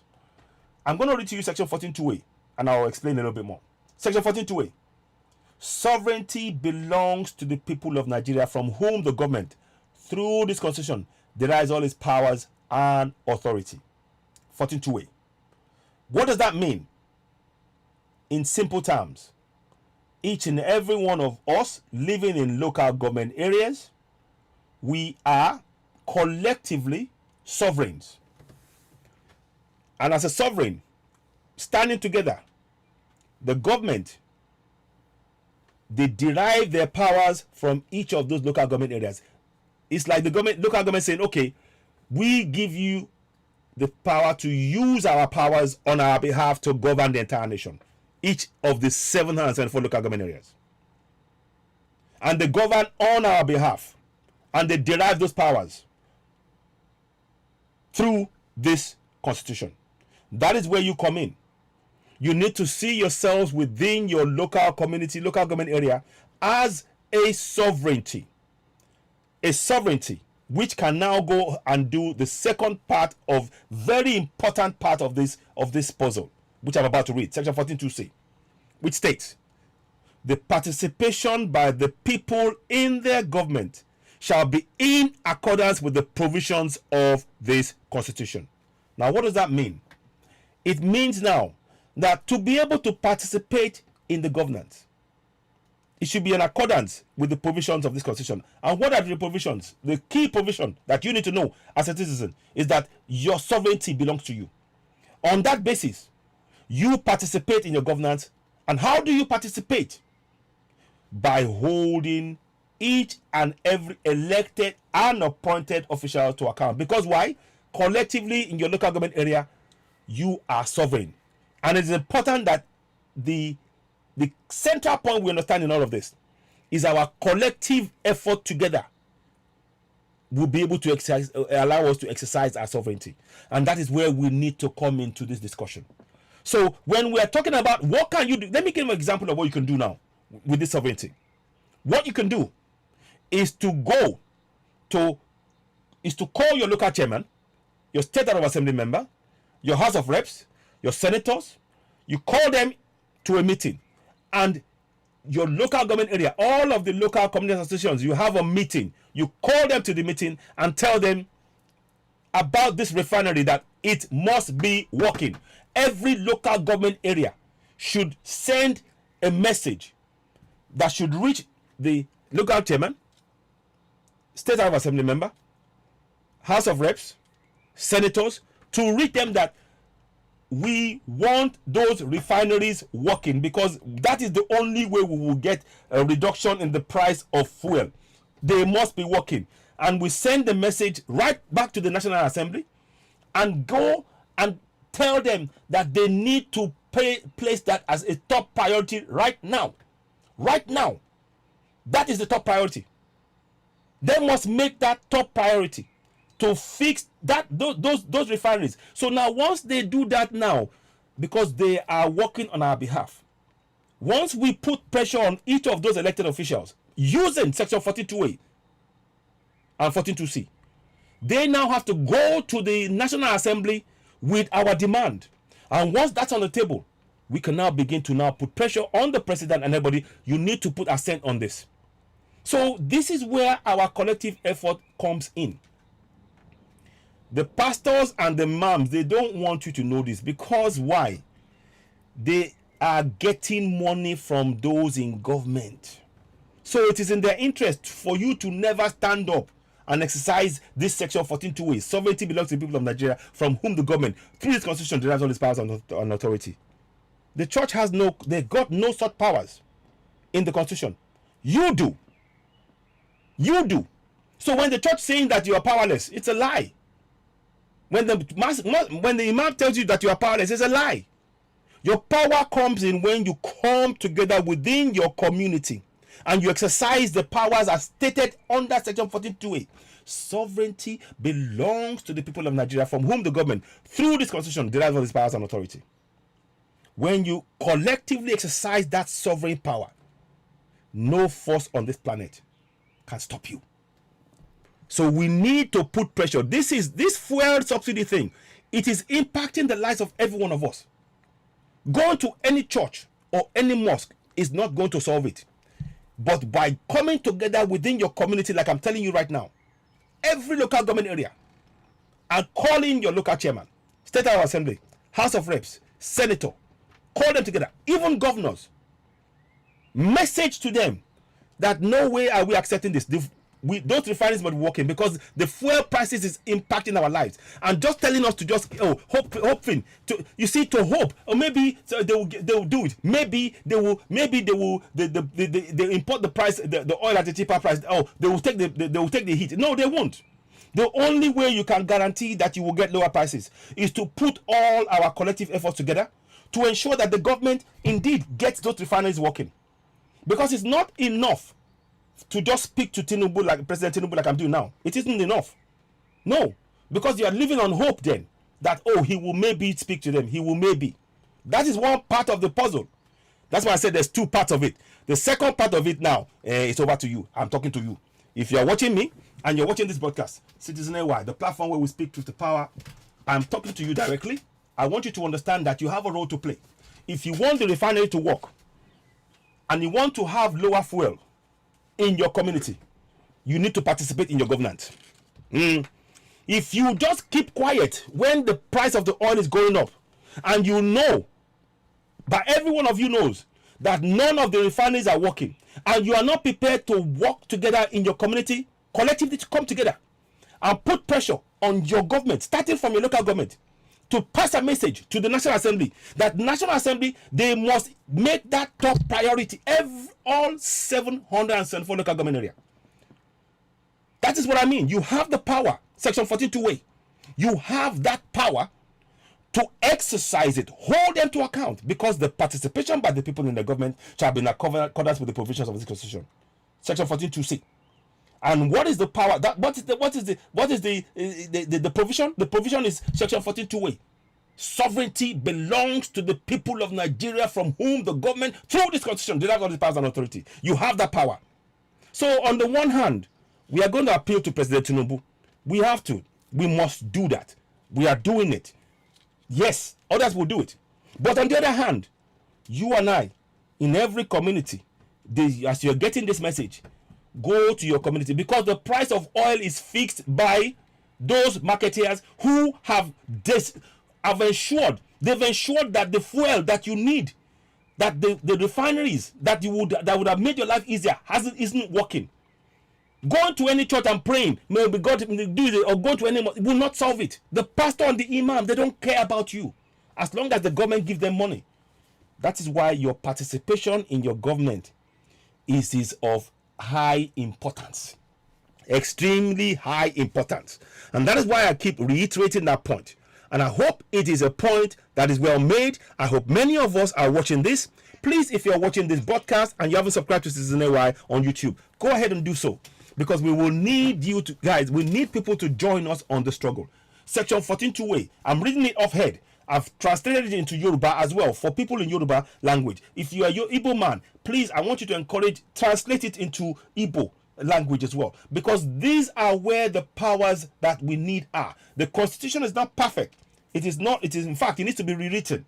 But these two powers, 14(2)(a) and 14(2)(c), we can use to ensure that the refinery, this refinery issue, that it is resolved urgently.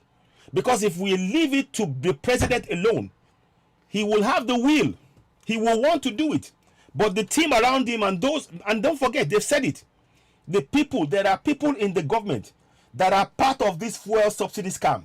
Now let me ask you a question. Do you think they will let the government pass laws to put them in to jail them? Do you think they will let action, the government take action? Do you think they will not try and get in the way of Tinubu so that he never puts anything in place? They will try. Tinubu will try to do it. They will try and block him as hard as they can. That is where we come in. So when we now participate in our government and say, look, the price of the oil is affecting every local government area right now. Every local government area. And that is why you need to participate in your government. You need to now come together, have a meeting that the price of fuel is affecting every community. And the best way we can do it is to get your senators, House of Reps, to go to the National Assembly and table your concerns that they need that refinery. We need that refinery fixed.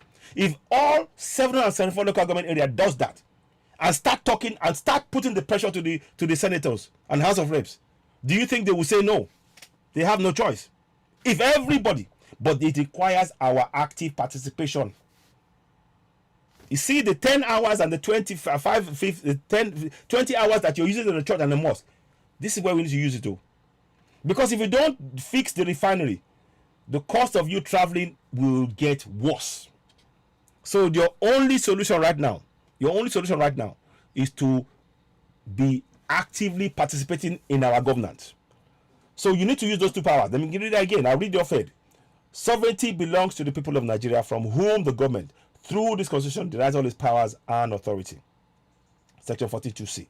the participation by the people in the government shall be in accordance with the provisions of this constitution. I hope you are finding this, helpful, and please do leave comments. Let's hear from you, and please don't forget, if you're watching Citizen Network, you're watching the platform where we speak truth to power, go ahead and subscribe, hit notification button, and of course give us a thumbs up. Help us reach more people. We really need you to help us grow this platform.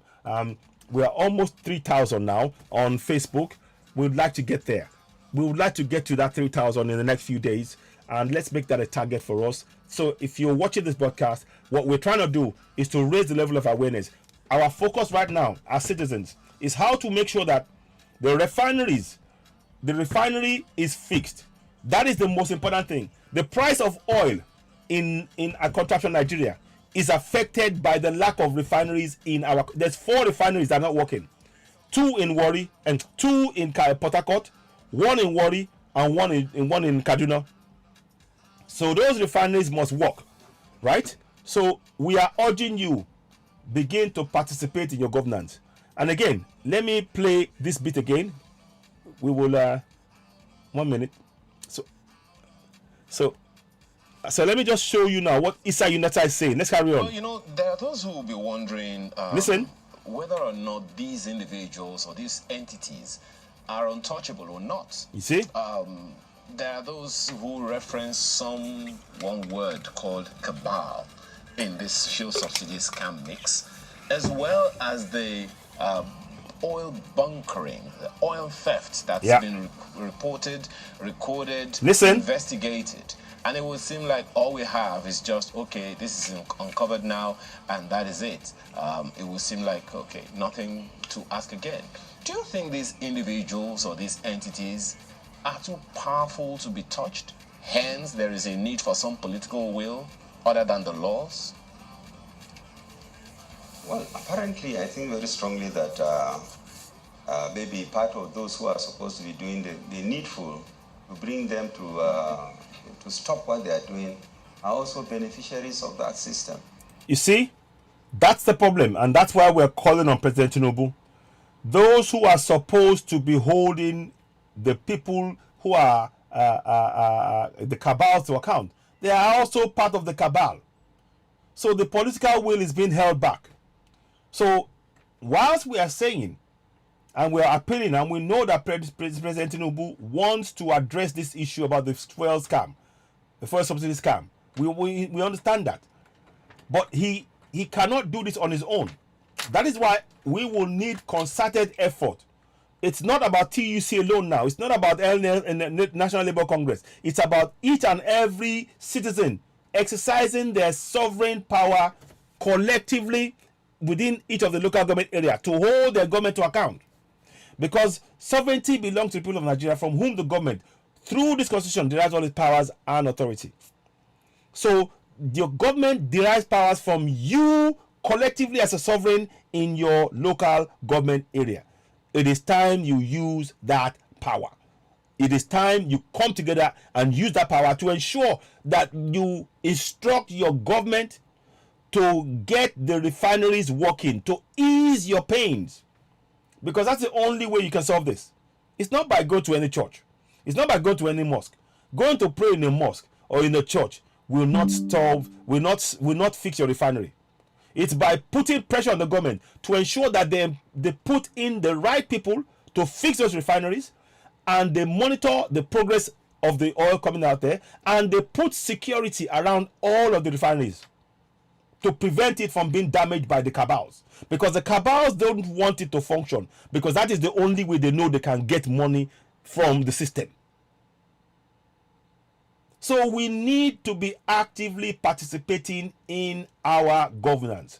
In fact, the onus is on all of us now.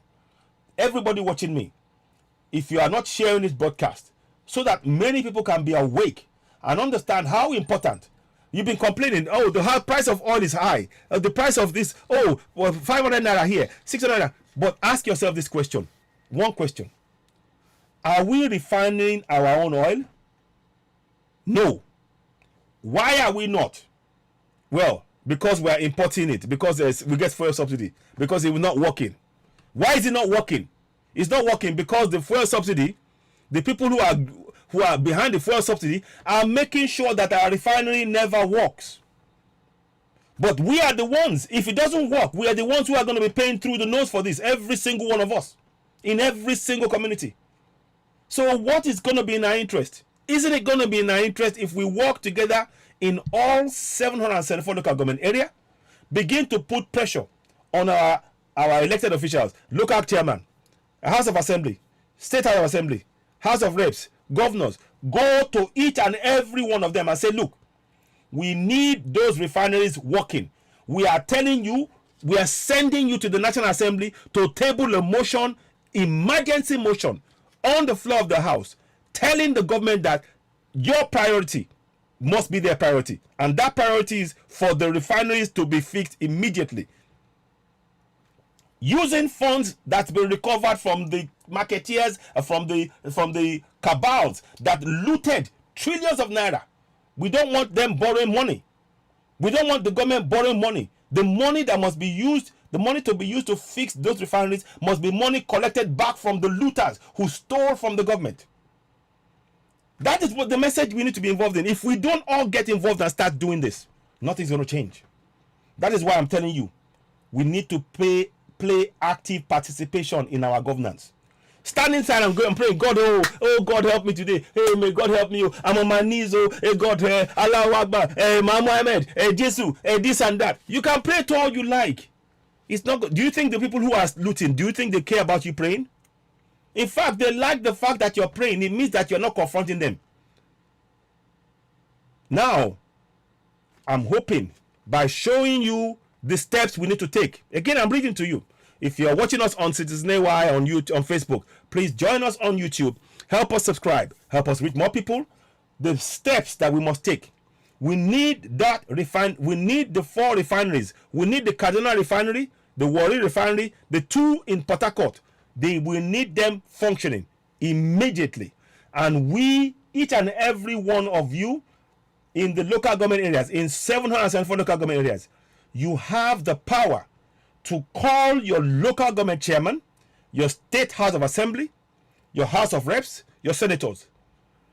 Call them to a public gathering with all of you exercising your sovereignty and tell them you want them to go with a message to the National Assembly in all 774 local government areas, to the National Assembly, that you demand that the government of the day with immediate emergency put in a task plan, a task force that will be targeted, focused on alleviating our sufferings through the repairing of the refineries, all the 4 refineries, with immediate effect.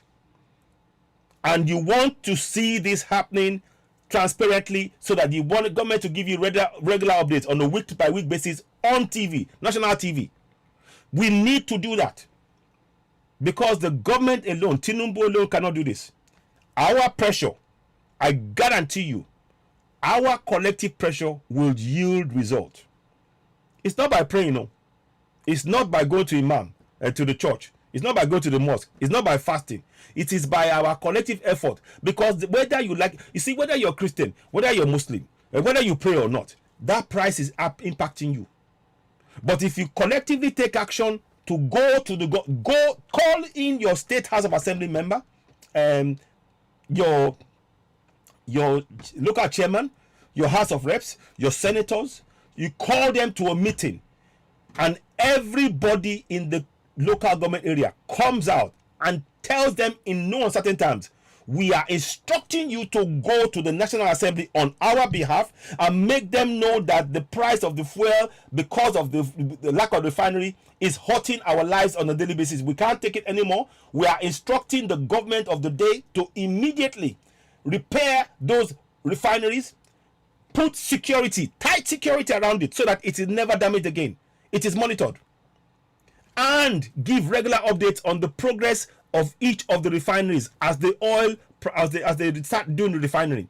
And then that will bring the price of the fuel down. That is the only long-term solution. That is the only long-term solution that I can foresee, that many of these can. And that's why we're saying, we're calling on President Tinubu to take action. We're calling on that.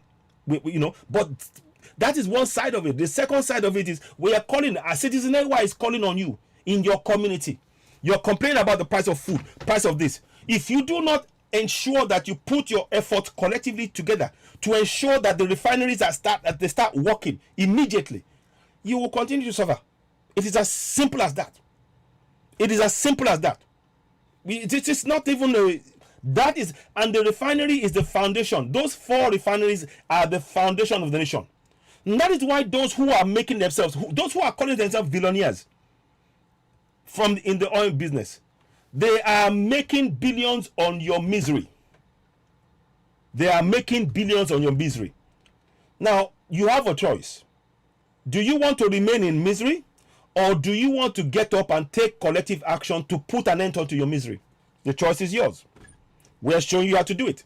Section 14(2)(a). Sovereignty belongs to the people of Nigeria, from whom the government, through this constitution, derives all its powers and authority. Let me say it again. Sovereignty belongs to the people of Nigeria, from whom the government, through this constitution, derives all its powers and authority. Let me show you, those of you who are on Citizen NY on YouTube, you will see the message. I'm going to read that to you again. So as I'm reading it, you will see it. I'll put the words behind it. So it's for section 14(2)(a).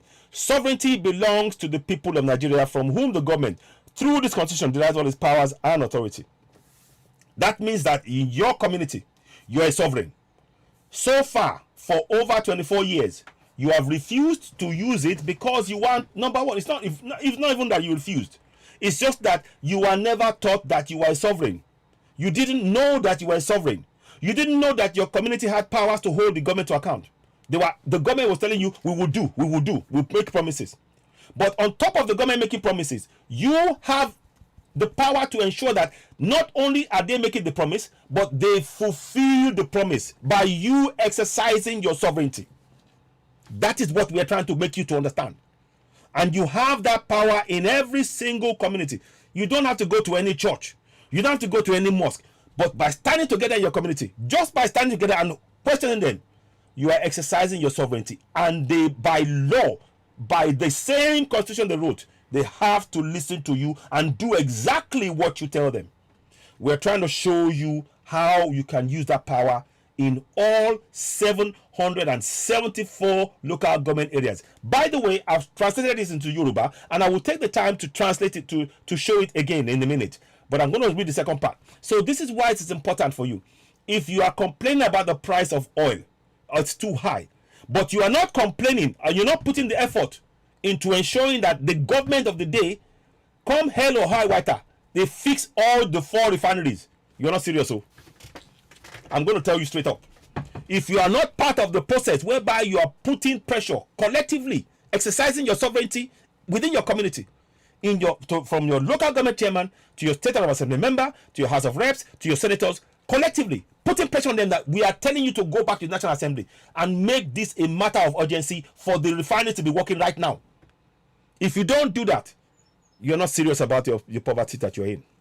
It's as simple as that. It is as simple as that. It is literally as simple as that. Keep looking at those powers, the powers I put on the screen. Those of you who are on YouTube, you can see it. Now, section 14(2)(b) is what I'm trying to tell you how you can use the powers. The participation by the people in their government shall be in accordance with the provisions of this constitution. Now, what is the accordance with the provision?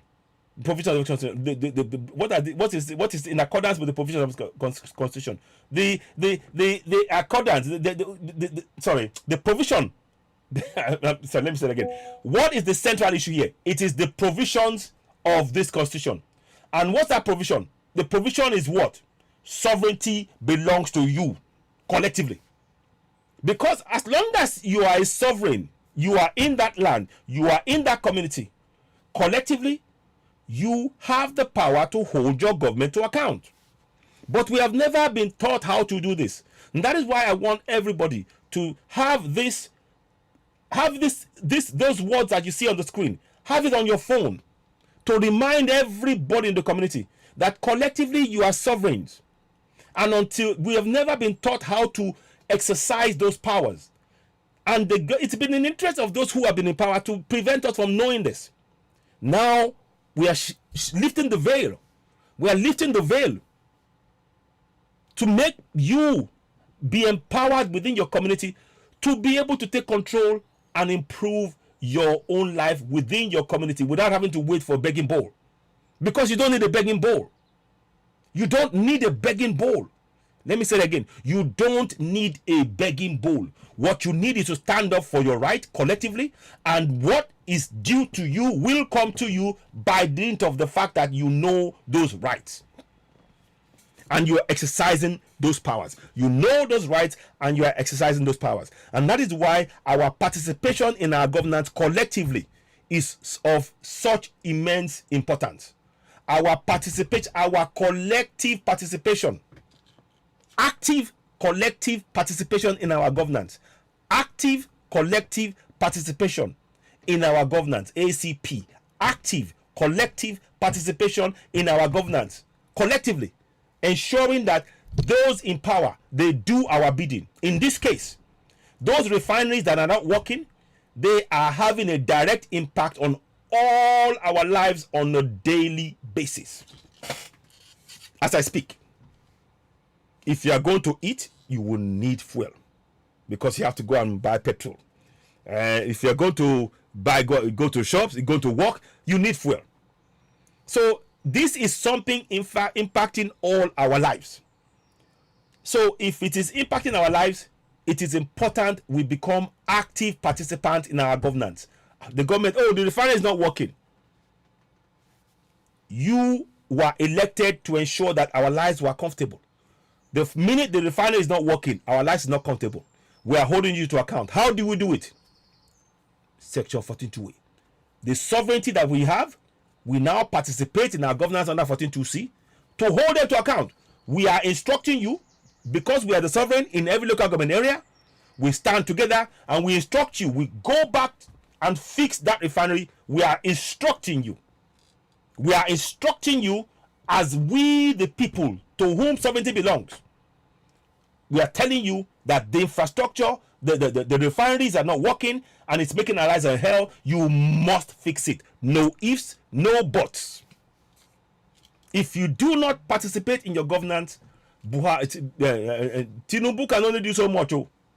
It is when you participate. You see, that's why, you see, when they tell you to come and pray in the church, pray 10 hours, you're wasting your time. If you go and pray in the mosque, you're wasting your time. But when you put your efforts together, make sure that the chairman, State of Assembly, House of Reps, the senators, they come to a meeting and you are 400 to 500 of you in that meeting, and they have to listen because sovereignty belongs to you in that community. Don't allow, you have to never do this on your own. Never. And that is what we are trying to instill in all of us here. I'm going to read to you, before I carry on with the other broadcast, I'm going to read to you the Yoruba version of this 14.2a and 14.2c, because I have that. I'm asking for my Biafran brothers, if you can translate adequately from this same constitution. I know we're going for Biafra. I'm going for Yoruba Nation. And if this refinery thing does not get fixed, we are justified in going for Yoruba Nation.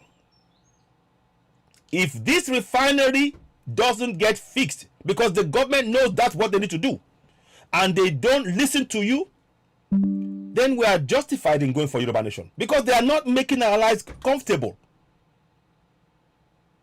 They're not. So let me read to you the Yoruba version of this, because I've done it. 1 second, please. Let me just get that out. Where is it? Where is it now? Just give me a minute. So please, those of you watching us on Facebook, if you are watching Citizen NY for the first time, don't forget to go ahead and subscribe to Citizen NY on YouTube. Hit the notification button, give us a thumbs up, help us reach more people. And of course, if you are giving stars, if you want to offer us stars on Facebook, we welcome that as well.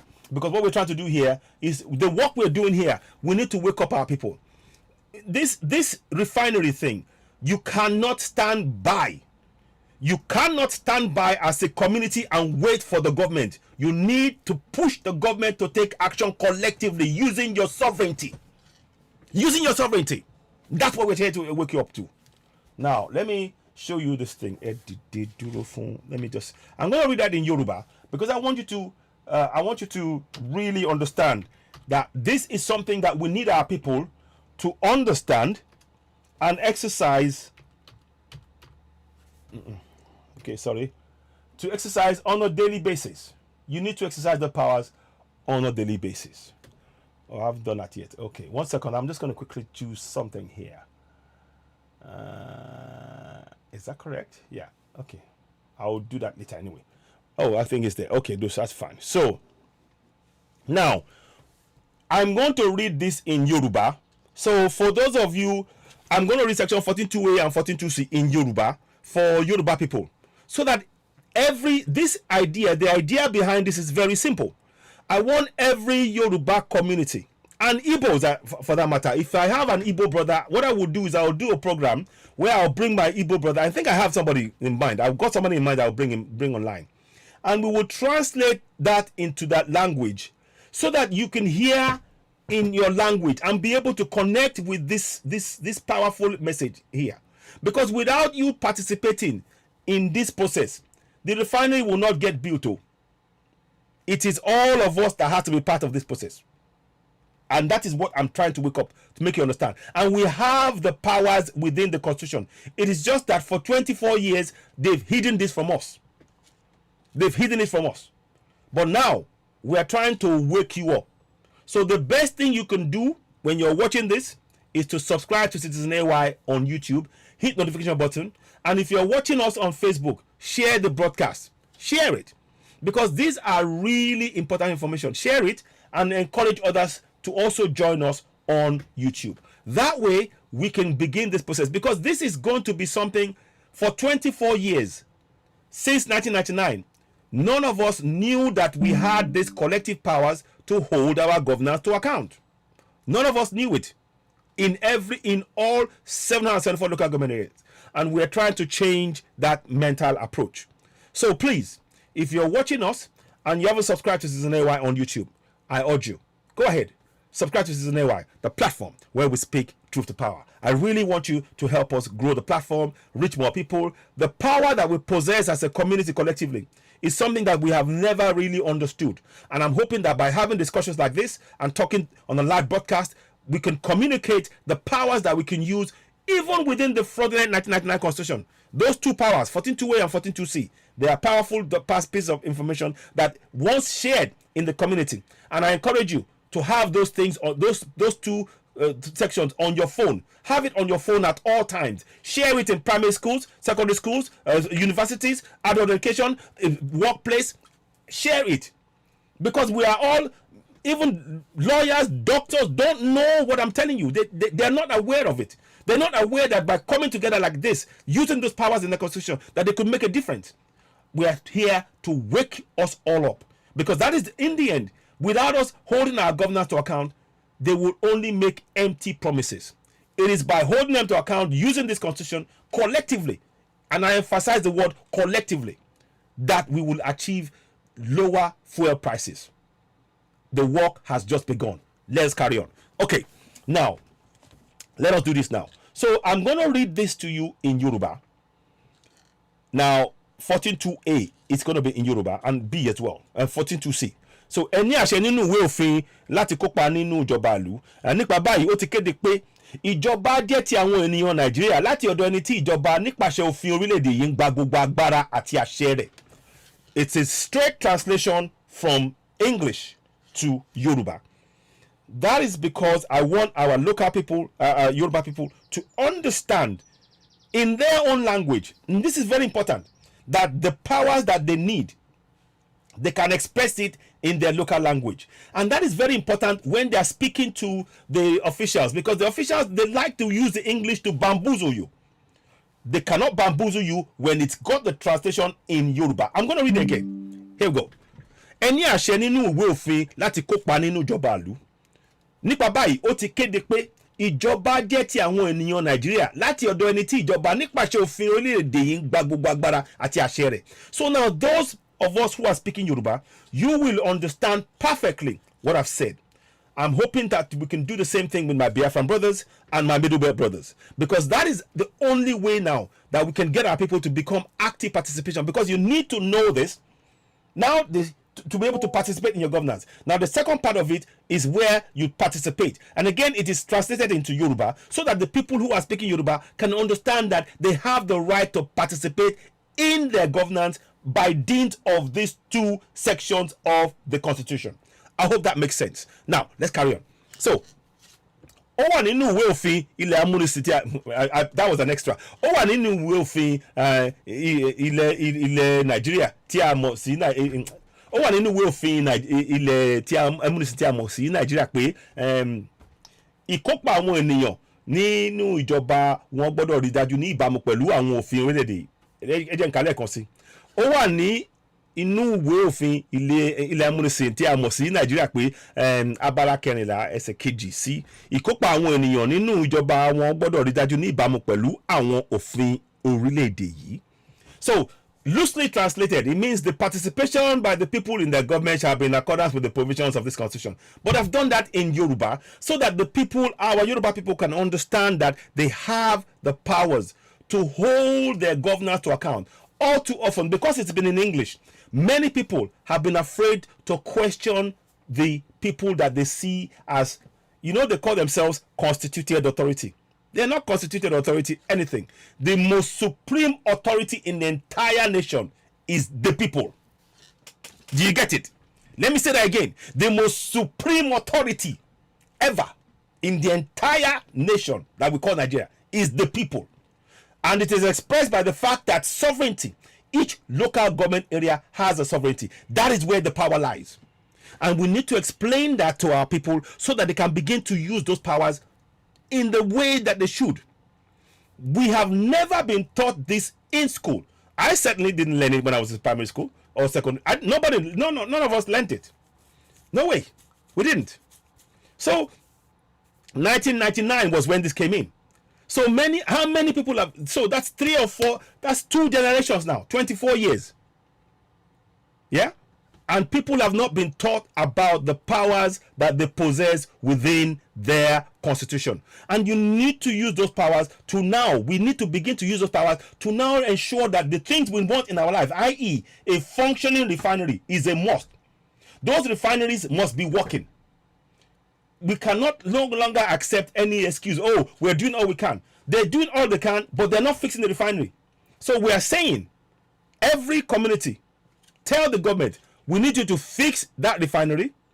We need you to give us a regular update weekly on the progress of the refinery process. How much liters are processed on a weekly basis, on a live broadcast, and we need you to have a security around the refineries. They have to be because the people, the cabals, they are damaging the refineries and making the lives, impoverishing us, the people. I hope you are following what I'm saying. So I've translated that in Yoruba for those of you watching. Now let's go back to the second part of the broadcast with Isa Yunusa. Let's carry on. So let's carry on now. It's not even a question of a cabal. The question of, a cobweb of so many other people that are involved, including, of course, maybe watchmen. Powerful to be touched. Hence, there is a need for some political will other than the laws. Listen now. Well, apparently, I think very strongly that maybe part of those who are supposed to be doing the needful to bring them to stop what they are doing are also beneficiaries of that system. Mm-hmm. It's not even a question of a cabal. The question of, a cobweb of so many other people that are involved, including, of course, maybe watchmen who are part of their employees. So it's a... And of course, most of the challenges, even in the Niger Delta, where we had challenges of youth, it's all because of injustice. Because if jobs were created in the Niger Delta, if jobs were provided, and if conditions of the quality of their life was improved, there would be no need to pick up guns. But you can see the chiefs, the government, the foreign oil operators, everybody is involved. Did you hear that? The chiefs, the government, foreign investors, they are all involved in oppressing we the people. You see, they are united in their oppression of us. Let me say that again. They are united in their oppression of us, the people. But we, the people, we are refusing to unite because we've been conditioned to do so. The government have conditioned us by praying. Oh, you're a mosque. You go to the mosque, you pray. You go to the church. Oh, no, I'm not Christian. You are divided. I am telling you to focus on these laws, this constitutional powers that you possess, and hold on to it and begin to exercise it immediately. Not even tomorrow. Begin to exercise it in your community right now. Sovereignty belongs to the people of Nigeria, from whom the government, through this constitution, derives all its powers and authority. That is the power that you possess. There is no power more powerful than that, because your community is a sovereign that the government must respect, because they derive the powers and authority from each and every sovereign, which is your community. That is the power that you possess that you haven't been aware of. We're hoping to make you aware of that. Section 14.2c, of course. How to use that power is what we're going to, the intricacies of it now. The participation by the people in the government shall be in accordance with the provisions of this constitution. And what are the provisions? The provisions is, of course, 14.2a. You have the supreme power. There is no constitutional authority more powerful than you are. There is no constitutional authority more powerful than the community, the local government authority. There is none. Because that is where the federal government derives its power. It's from each and every local government authority. Without those powers, if we pull our powers, they have no power. You get it? It is time we begin to exercise those powers. I hope you are all understanding what we're saying here. I'm really, really keen, you know? Yeah. Okay, oh, yeah. Look, I understand you. Like I said, for me, we are currently in Nigeria. Now, I've said it. I'm still for Yoruba Nation. If they fix it, we can look at it. If they don't fix it, we are justified in going for Yoruba Nation. Either way, I'm still going for Yoruba Nation. Because right now, the refineries, the problem that our people are saving, whether you're Biafran or you're Nigerian, we are facing the problem of fuel scam, fuel subsidy scam.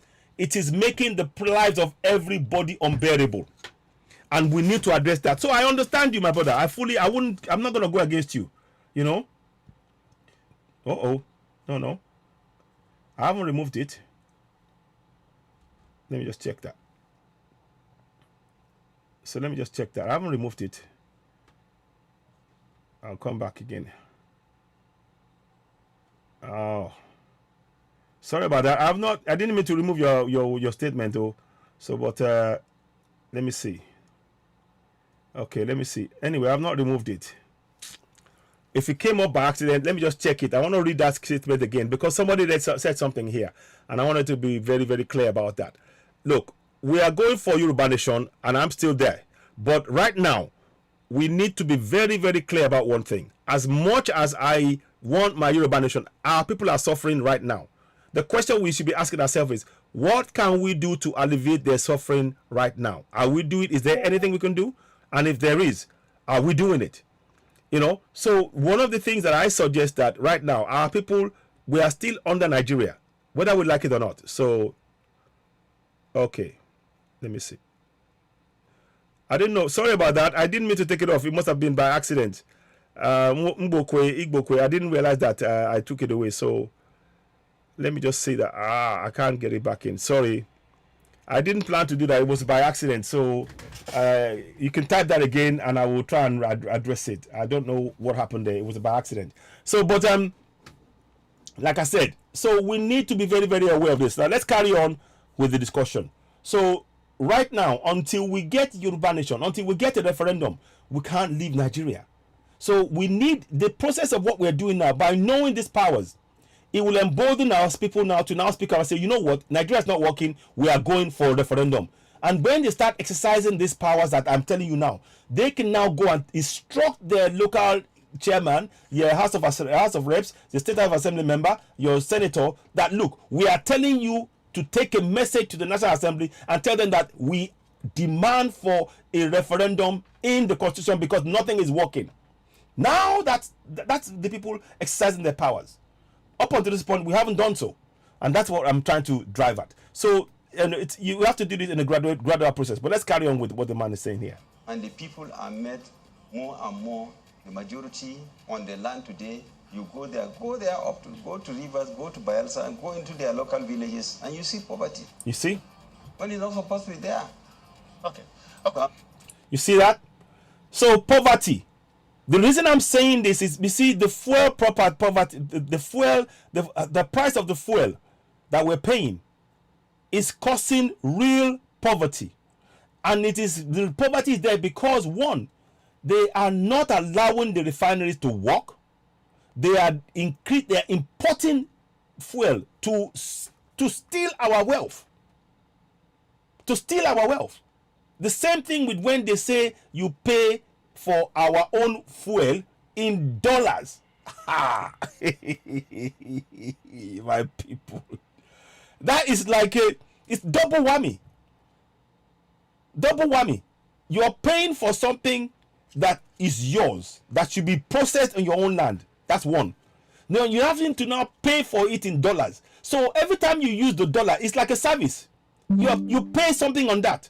So you are paying double money for the same thing. And they're making your lives hell. By the way, those of you who love to flash dollar, I'm using dollars in party. You are cementing the enslavement of we the people collectively. Because in Nigeria, Naira should be the currency that we use with pride. Every time we use dollar and we flash it around at parties, and we're spraying, you will never ever see me. You will never, I'm saying, quote me, you will never ever see me with dollar. I've never done it. Because if they'll give me, something was, because you see, it is a sign of enslavement. We are proud of taking the money that is used to take away. You know what the dollar does in Nigeria? You don't know? Okay, let me explain. You see, every time you use the dollar is taking away the wealth, the value from Naira all the time. Every time you use the dollar in Nigeria, don't forget, in Nigeria, in the law, it says that you should only use the only legal tender. The CBN report, go and look at it. The only legal tender you should have in Nigeria is Naira. Go and look at it. Let me find it for you. Those of you who are on, let me go and find it. So people don't know. See, this is what I'm saying. You know, people don't realize. You don't know. Let me show you. CBN on dollars. Let me just do this now. What is, let me just do this. So I want to show you all what is the legal tender, the only legal tender in Nigeria. So let me just show you. And this is where we need to change our mindset. We don't realize what is going on. According to CBN.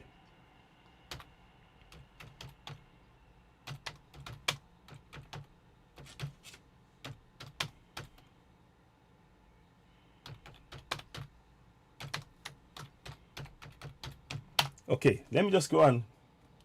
Right, okay.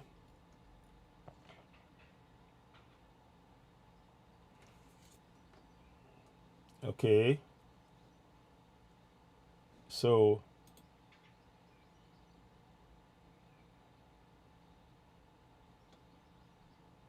now read this now.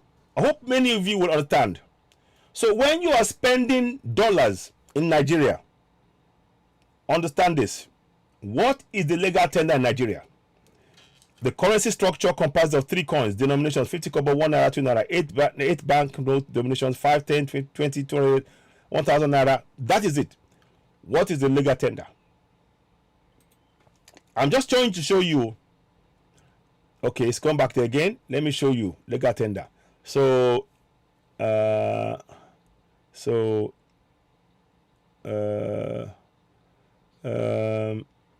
trying to show you something else again.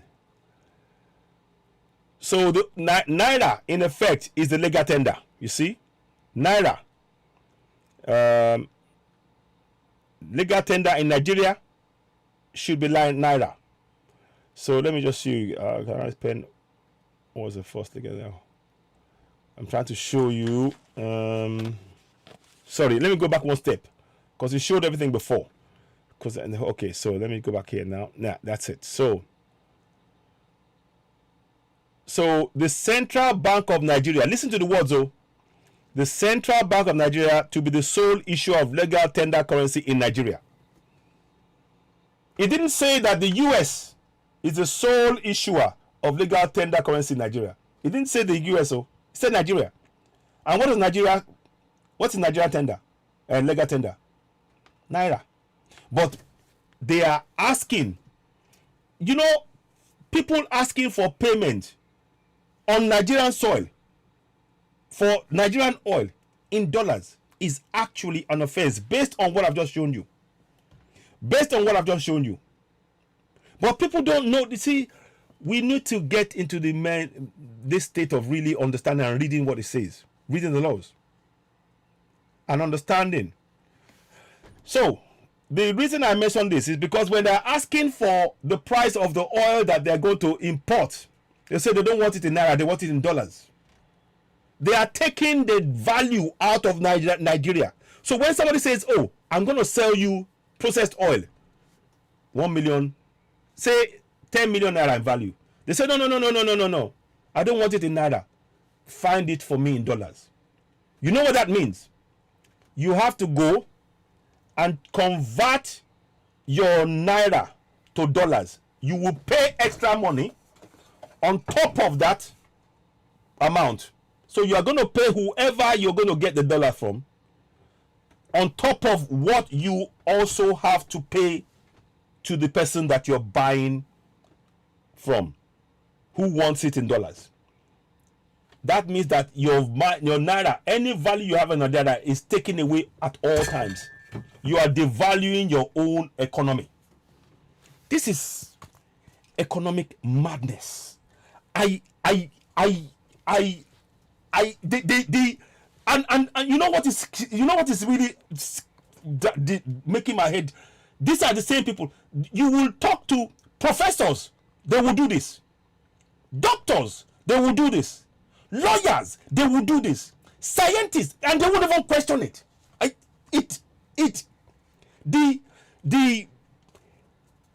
The cognitive dissonance, the mental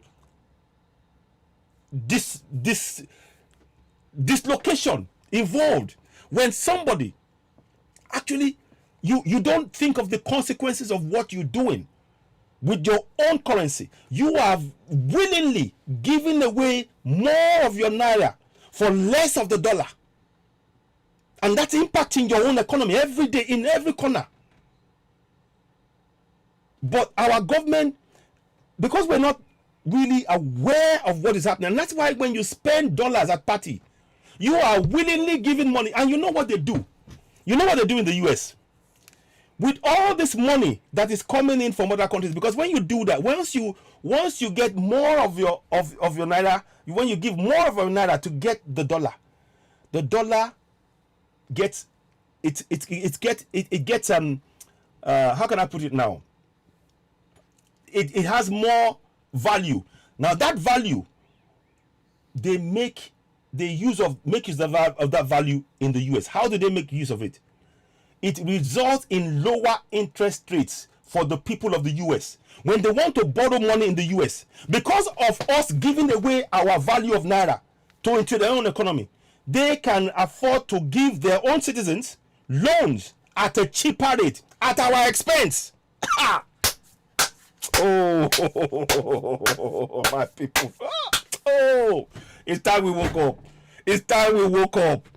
When I think about all of this stuff, and that is why I can't, I'm abroad. And oftentimes I get being told I think about Nigeria all the time. Because I know the impact of what is happening to our people.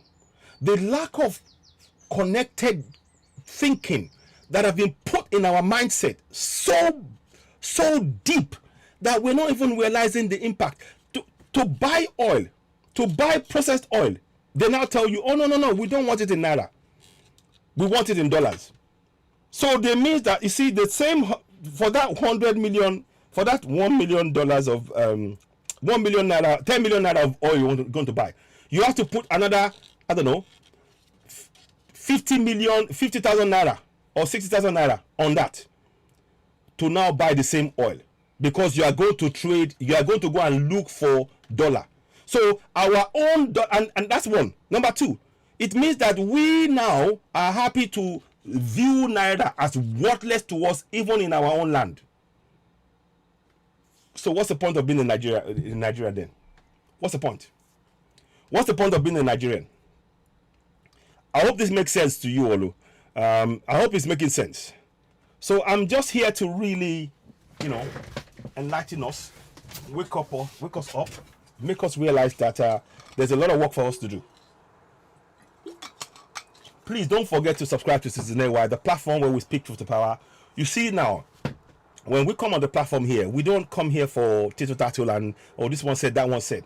We are looking at things that are literally impacting the lives of every single citizen on a daily basis. And we are looking at ways in which we can solve that problem collectively.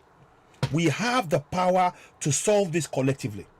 And we are hoping to begin to make us to look at our community as the perfect place in which we can build the spirit of community and collective effort to achieve this. So Victor Bandoko, why wasting your time? Let me stop here. Okay, Victor Bandoko, please don't be angry. Don't be angry. The reason is our people are suffering. Our people are suffering, Victor Bandoko. I know people are not going to like this. I know. The fact of the matter is the refinery, they are not working. And it means that we are having to pay extra. We're going to pay extra for something. You and I, we are paying for it.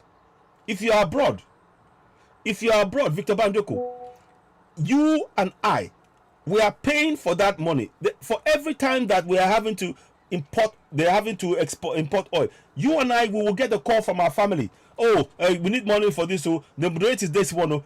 You are paying for it. So until we can get into a situation whereby we put Yoruba Nation in place, we have to deal with what is on ground. So I'm not trying to, I haven't forgotten Yoruba Nation. No, I haven't. Look, I'm showing you. This is what I am. This is what I am. This is what I am. I'm Yoruba Nation. But I am telling you, if we just say we're Yoruba Nation and we don't care about what is happening to our people, then we are getting it wrong. We are getting it wrong. We are getting it wrong. We need to be involved and to understand the pains of our people. We cannot achieve Yoruba Nation without our people being actively participating in the governance to such an extent that they can now go forward and say, we want a referendum. So we are trying to show that steps. I understand and I appreciate that people will see it in a different way. But I am very clear in my mind where I am going. I want Yoruba Nation long term. And by getting involved in this process, we are trying to push the Nigerian government to the point whereby it will fail the people they promise to serve. And once the people see that, they can then go for Yoruba Nation. That's the point that is being made here. Because right now, the government is failing the people. But we need them to be actively participating themselves to see it. Because they haven't been participating, they haven't seen it. Now that they're seeing it, once they be part of that process, they will be the ones going, you know what? I want a referendum in this constitution so I can break away. We need to do this in a democratic process. So those of you who are asking, if you put in a question, let me read what Victor Bandoko said. What is the essence of this show? How does this concern Yoruba Nation with Nigeria refinery operation? It cannot work. Why wasting your time and hours? Let me stop here. Thank you very much, Victor Bandoko, for that question. But I want to just take this time to just say something. For us to achieve Yoruba Nation, we cannot achieve Yoruba Nation via military means. End of story. It's not. We cannot. We neither have the means, nor the power, nor the nor the support in any way, shape, or we don't. And furthermore, Yoruba Nation, we have not raised 1 billion naira. I don't believe we've raised 1 billion naira anywhere. Please, if we've raised it, let me know. I've been part of this struggle for over 3 years now, since March 2020. If you have evidence that as a whole, Yoruba Nation has raised 1 billion naira, please let's have it. So that's on that front. So on a purely financial basis, we don't have the financial situation to even say we are going to go for Yoruba nation in terms of military means or whatever. I mean, it's not something I'm going for. I don't support that. I don't happen to believe that violence is the way forward to achieve Yoruba nation. I don't. I just believe that we have to do it via democratic means. The Scottish National Party is the way I prefer to use. They in 1940 or 1917, 1918, 1920. They've been trying to go for Scottish independence since the 1915s. Now they've got autonomy in Scotland. What they now want to go for is for full independence. That's over 70 or 80 years. So we need to be very realistic when we're going for Yoruba nation. We've just started this 3 years ago. We cannot achieve Yoruba nation inside 5-10 years like that. It doesn't work like that. I'm a realist with what I'm being real.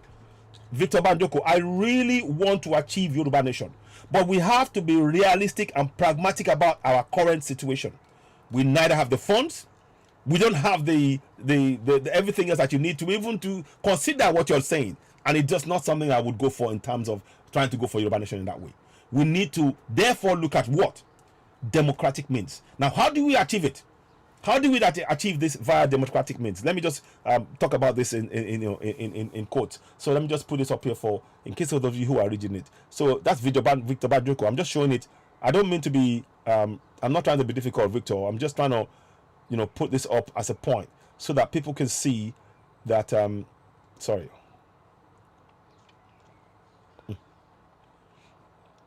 Let me just make that bigger if I can. Oh.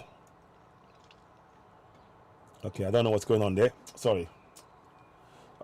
Okay, never mind. It just went off now. It shouldn't have done that. Go back again. 1 second, please. That wasn't what we're supposed to do. Okay. I don't know why it did that, but I'll come back to it. But that's the question anyway. So for me, the question is this: to achieve Yoruba nation, we need to achieve it via political means, democratic means. And that means that for you to do that, then that means that you have to be involved in the current process. How do we get involved? Beginning to make people aware that they possess powers within the constitution that they must begin to use. Now, in using those powers, again, like I said, section 14(2)(a), sovereignty belongs to the people of Nigeria, from whom the government, through its constitution, derives all its powers and authority. 14(2)(a). Now, it's now participating, 14(2)(c). The participation by the people in the government shall be in accordance with the provisions of this constitution. Now, in exercising those powers to, for example, address the issue of refineries, when the refineries don't work, despite our people now participating and instructing the senators to go, no, I don't want it. And once the senators go into the Senate and they put in the request for the refineries to be built, and if it doesn't get built, the people will have learned something, that they can instruct the local the senators, the House of Reps, the speakers, and the State House of Assembly members and local government chairman, that this is what they want, and they need to take it to the House of Assembly, National Assembly, and they will get done.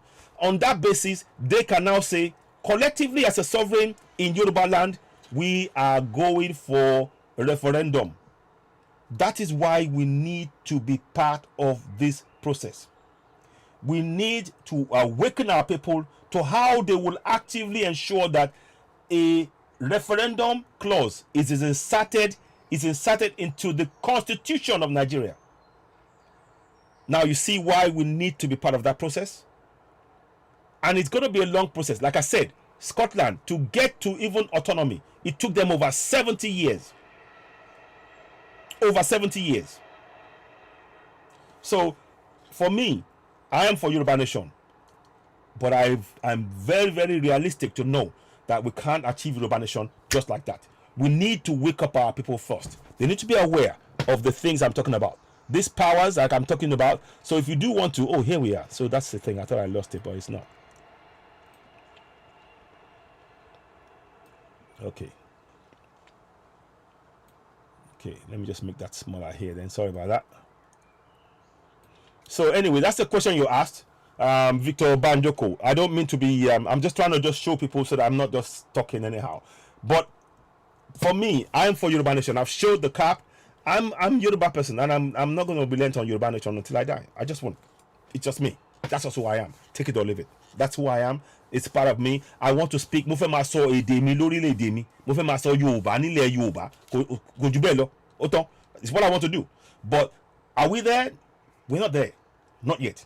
We need to work within what we currently have now to achieve what we need.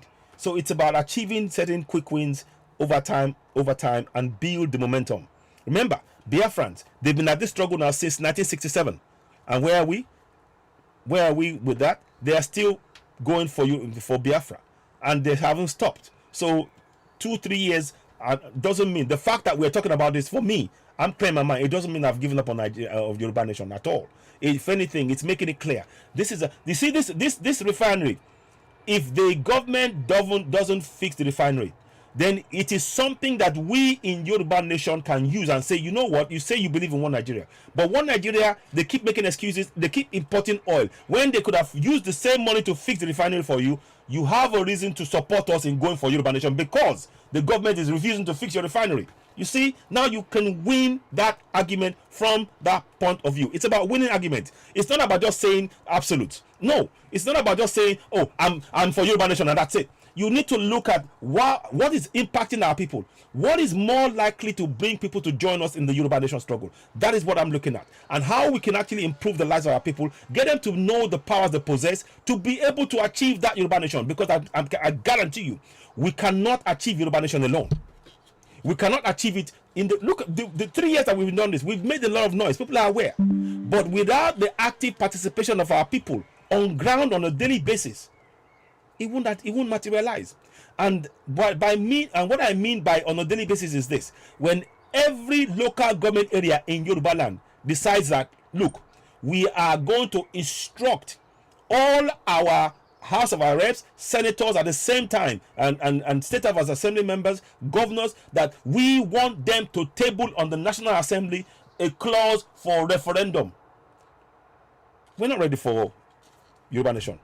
It's when they do that on the ground and every local government area is involved in that process to get it to the National Assembly. Now, that's when we now know the people are ready. Because we are ready to go for Yoruba Nation, those of us abroad. But the people at home, they are suffering. They are suffering so much, they haven't got time to even think about going for Yoruba Nation. People have told me that people at home now, they want Yoruba Nation, but the reality is that they know that they're in Nigeria. So they don't believe in it like we are taking it like this. Because they are suffering. They haven't got the time to think with clarity like you and I are thinking about it. They want to survive, to be able to eat a meal, to have 3 square meals, to be able to feed their kids, to be able to send them to school. That is the reality of what they face. So if we are going to bring them on board to Yoruba Nation, we need to address their concerns at that level.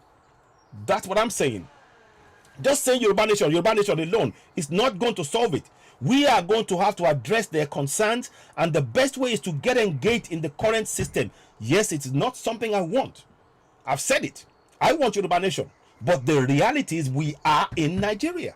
And we need to work within those confines to achieve what we need to do. We need to use what we have to get what we want. I hope that makes sense. I don't know it all.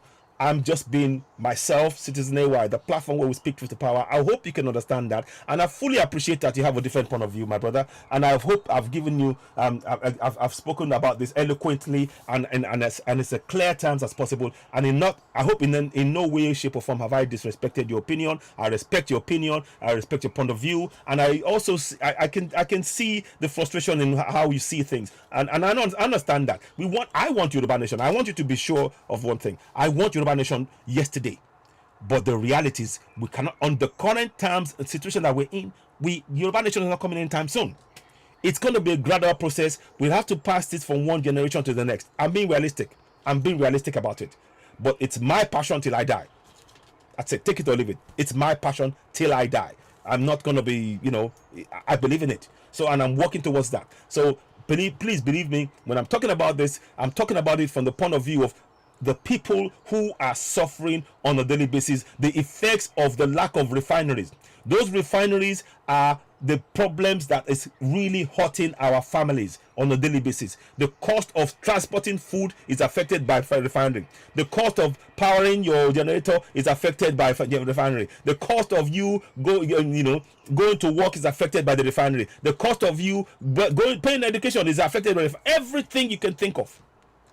So to ignore it is not realistic. We need to meet our people where they are, work with them from that basis, empower them to begin to take control. We are too easy to give them fish. And when I say give them fish, we give them money. We give them, they want, and we run and we scramble and give them money just to survive. When if they work together, they can get more than that. They will get lower prices, petrol prices, to ease their concerns. And not only that, it will give them a sense of we can solve our problems, and that way we can achieve Yoruba nation quicker. I promise you. I hope that makes sense. I'm not trying to be, I hope that I'm not being abusive or anything. Please, my brother Victor Banjoko, I really appreciate you. And those of you others as well, my brother Igbo Kwe, I think, who spoke earlier on. I fully understand your passion for Biafra. But for me, we cannot achieve any of those nations at this point in time unless we are actively involved in the democratic process of waking up our people, making them aware of this very, very thing here, because that is the very thing. You see, if they have this information, again, I'm going to read it to you. Sovereignty belongs to the people of Nigeria, from whom the government, through this constitution, derives all its powers and authority. That is a very powerful statement right there that we need to teach all our primary school kids, secondary school, university, and adult education. We need to teach them all that. And of course, the second part of it, the participation by the people in the government shall be in accordance with the provisions of this constitution. You see, all of those two put together, then our people can begin to exercise those powers because they are currently within Nigeria. The goal is to go for Yoruba and Biafra nation. Don't get me wrong. Don't get it twisted. It is. But for as long as we're in Nigeria, we need to use these powers. And in using those powers, we are now able to participate in the governance to such an extent that the people on ground themselves, they will now say, you know what, we have these powers because we have sovereignty. The sovereignty of our area, we're going to use it to demand for referendum to be inserted into the constitution. Now, the minute they do that, then the reality, we are closer to achieving Yoruba nation and Biafra nation. That is how I see it. I hope that makes sense. But let's proceed with this podcast a bit more. So, let's listen out to more in Isai Yunuga. That's a reality. Yunuga. Again, I keep saying the only solution is our active participation. Exactly. We need to add active participation. You see, our collective active participation. Please. 14.2a and 14.2c. There you go. I'll remind you again. Sovereignty belongs to the people of Nigeria, from whom the government, through this constitution, derives all its powers and authority. And then 14.2c. The participation by the people in the government shall be in accordance with the provisions of this constitution. We need those two powers activated in every single community, demonstrating how this can be how they can use those powers to hold those elected into office to account to the people and ensure that they do their bidding. And also start teaching all of this from primary school, secondary school, university, all tertiary institutions, all of it, and adult education as well, so that everybody knows that we have the powers, and it will be in our local languages. I've translated this particular section of the constitution into Yoruba for people in Yoruba land, and I'm looking at my Igbo brothers will do the same thing, because these are powerful things that we need to use to begin to hold our governors to account. Enough of the talking. We need collective action. So let's watch it now. Current presidents as well for a while now has been the petroleum minister. Do you think President Buhari, while in office, was aware of this scam? Listen now. Well, I don't know, because that's Buhari there. Man will say silence is consent. And he's the president anyway. So he must know. There you go. I'm wondering how he cannot know it's happening. He's the president of the country, and he has taken that responsibility. He was sworn by the Quran to protect life and property and properties of Nigerians. So you can't claim ignorance. He is in charge. He's in charge. If somebody was doing something wrong, he has to take responsibility as a leader. So if somebody was doing the scam, if a group were doing a scam with subsidy, and at the end of the day, these are the results, we lay the blame on him because he's the president. And we can't claim that he's not knowledgeable about it because he's the petroleum minister. Unless if you don't, because Nigerians, we don't want to speak the truth. We don't want to speak our mind because we are afraid. But reality, facts are facts. And we must learn to say it as it is. Otherwise, we're almost like dead on arrival. It would seem then that the subsidy scam was as the subsidy, well, the fuel oil petroleum sector was as I said, rotting as the financial system, according to the current president, in cleaning up the rotten financial system, as the president has said. Help Nigerians understand what he could have meant by a rotten financial system. Well, when you say something is rotten, it's really bad. It has gone bad because when something is rotten, it's almost like beyond repairs, but it can be fixed. You see, the Nigerian financial system. Look at the financial market, that is the capital market and the money market. When you talk about, when Mr. President talks about the whole thing is rotten, he's saying that the banks are rotten. Also, on the flip side of it, every other thing that has to do with financial intermediation too is suspect. The regulators are not doing their job. The operators are not doing their jobs.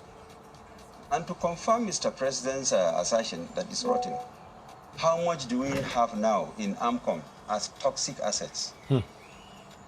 Listen. Maybe you don't know the figure, but I'm assuring you it's in excess of 3 trillion, 4 trillion. 4 trillion. A Nigerian asking what is the source of that funding of the toxic assets. Toxic assets. 4 trillion toxic assets. Taxpayers' money. 4 trillion toxic assets. And we are the ones paying for it. So you see, if we do not participate in our governance, they will just keep mortgaging us and mortgaging us and mortgaging us. That's why I keep saying active participation is of immense importance. Listen on. Taxpayers' money. This is why I say this. That buys off those bad loans from banks who created the bad loans, and they give them liquid cash to continue their business. They buy off this thing and keep it in Ancon to sell, and that one too is another scam. You see, another scam. So the rot is beyond anybody's imagination. You see, the president is somebody to sympathize with. You see, for some of us that know the inside dealing of the system, you sympathize with Tinubu and pray for him 24 hours. But the beauty of his is that he knows the problem. He has a firm grasp of the problem. At least he's 50% now. The next step is just the solution. Let him get the right people to do the job. And I'm sure he will be carried out of it.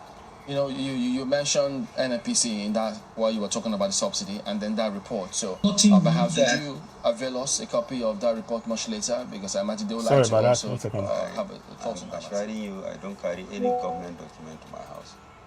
All government documents are left where they are supposed to be. What is the title of this report? It's a criminal offense even for you to carry a file. You see people carrying files to their house to work. It's a criminal offense under public service regulations. So any document that is see, that's a problem. But I wish you would give us the documents, but But who chaired the committee? I chaired the committee. Oh, okay. You see? But the president was the chairman and the vice president, Jonathan, was the deputy chairman. So, but you should be able to at least tell us why. This is the thing. This is what I don't like. That report is something that all of us need to at least be able to be able to dissect what's going on. So sending us on a wild goose chase is not on. This is something that a report should be kept and we can be able to access that. Does anybody have that report so we can look at it? Please don't misunderstand. I'm for Yoruba Nation still, but right now we're in Nigeria and we need to ensure that Nigeria begins to benefit our people in our areas. I want it to benefit Yoruba people. That is my focus. Then, of the Special Committee on Economic Meltdown. And that's why you see the meltdown, Nigerians never felt it because we really worked hard. The then new governor of the central government. You can't be talking that we're suffering. I don't accept that. We're suffering now. solution. Okay. Also, wind down on this financial system. Yes, you say the president is aware, he knows, just take certain steps to solve it. But we also saw that they announced floating of the naira, and we saw that the dollar, many expected, would rally, naira would rally against the dollar. But today, we've seen several reports that it appears as though that forex scarcity persists. It means the supply side has not been addressed. So no matter how much of floating off the currency that we may have, it will still be a challenge, because now we're reporting the naira against the dollar going at 770, which is contrary to what many expected, having announced their initial policy. Well, maybe sometimes Nigerians are short memory. We are forgetting from where we are coming from. Where, the dollar was maybe 8 years, 9 years ago, and where it is today. And we are not asking questions as the way this thing was just leapfrogging. Nobody was asking questions. You're just watching it happen. That is what I mean. That is what I mean by asking questions. You see, we need to participate because we have the power within the Constitution to participate in our governance. It is our duty collectively. So I'm here to remind you all, to remind us all, that our active participation in our governance is of immense importance. Our active participation. And I will keep putting that there to remind us. We need to do that collectively. Because if we don't ask questions, then they would assume that, yes, we support, which is not what we want. We need to hold them to account at every step of the way. Active participation is a must. It's of immense importance. So something must be happening. Nobody's asking a question.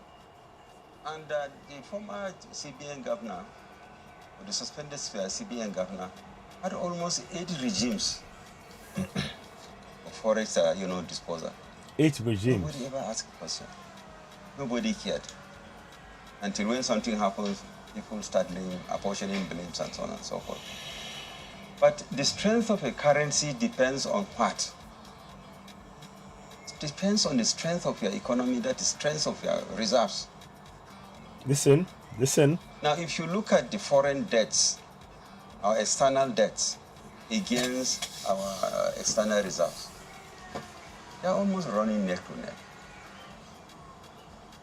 So if the strength of your currency is derived from the strength of your reserves, where are the reserves? And that's why you are encouraged to export based in so that you don't import. You build up your reserves and your currency becomes stronger. So our reserve base now is threatened. We need to really look at this de-dollarization as an issue. I'm going to come back and talk about that in depth again, because there is a report that came out from the US that actually exposed a lot of their plans and what they have in plan for us as Africans. What they deliberately do into how to shore up the dollar so that they can export their interest rates for us to carry, whilst they take away our profits from our own land via currency. These are the things that we need to really look at. We need to de-dollarize as quickly as possible. That's another policy that I expect to have hear a comment from President Tinubu about. But we'll come back on that later on. And of course, people are into panic buying of dollars, because the dollar has been seen as another gold, a store of value. Well, that's it, yes. But that's what I mean. We need to know, Naira should be our store of value. So people, and all these laundered funds, the stolen money that we see people stealing from our treasury, is laundered into the dollar. Exactly. So there is a chase. I mean, there is that kind of a rush to buy dollar, and there's scarcity. So if we simply go by the elementary laws of demand and supply, when the supply is not there, the demand is very high. What do you expect? So what do we make? How do we make a way out of this? I mean, there was a time when Nigeria had that exchange thing with the yuan. Would that make any difference if we have different currencies by which we can rally the naira against, not just the dollar as it is? Well, you see, currency management, especially when it comes to do with international currencies like dollar, is a currency of trade, currencies for reserve, because it used to be gold before we migrated to the dollar standard after the Second World War. So you can see that since it has become gold, everybody is. But you see, because of the world politics, now the politics have changed into the politics of currencies. And that's why today you have the BRICS. Bigo, I spoke about that before. You see, I'll come and talk about that in greater detail. What have you. Coming as a club of 8 countries, including South Africa, and some more countries are also joined, because they want to exit the dollar. Yeah, exactly. They see a dollar as a dominant currency. They see the dollar Listen. as international currency. And anytime there's a problem between maybe China or Russia with America, this your MasterCard, the headquarters is in the US. Visa card is America. And the same thing with the other card. Is you swipe like this, the information goes through. So if they want to break down your economy, they can break down your economy. This is what I'm talking about, yes. Breaking down your finances. If you have reserves, they block the reserves. So, and it has happened several times. So these are some of the politics that are involved in international currency, and now it's very deep. The East now wants to have their own, and they're trying to get a block. And at the same time, the West and America are still fighting, because America will want to retain the supremacy of the dollar. Okay. But it's a difficult thing for them now. So I asked a question, and indeed you mentioned where we're going to, as regards this cards, the virtual cards we use for our transactions here and there. The Visa card, and the suspended CBN governor was talking about introducing a domesticated card. That's another thing. A You heard that? homegrown card for all our transactions. Would that make any difference? Bringing it back home. No, but that is not it. You see, once you swipe, unless otherwise Nigeria has sufficient funds, that will reach a point. But I believe Tinubu will turn it around. If you have money in your domiciliary account, you cannot withdraw it. But no, I think that new policy, you think it's going to change? I mean, will it change anything? Inshallah, it will. And why is because the president is looking at that. He has already, appointed an expert, who is, I know very well, finance guru. And of course, he can advise him on that aspect. There has to be so many things that have to be in place.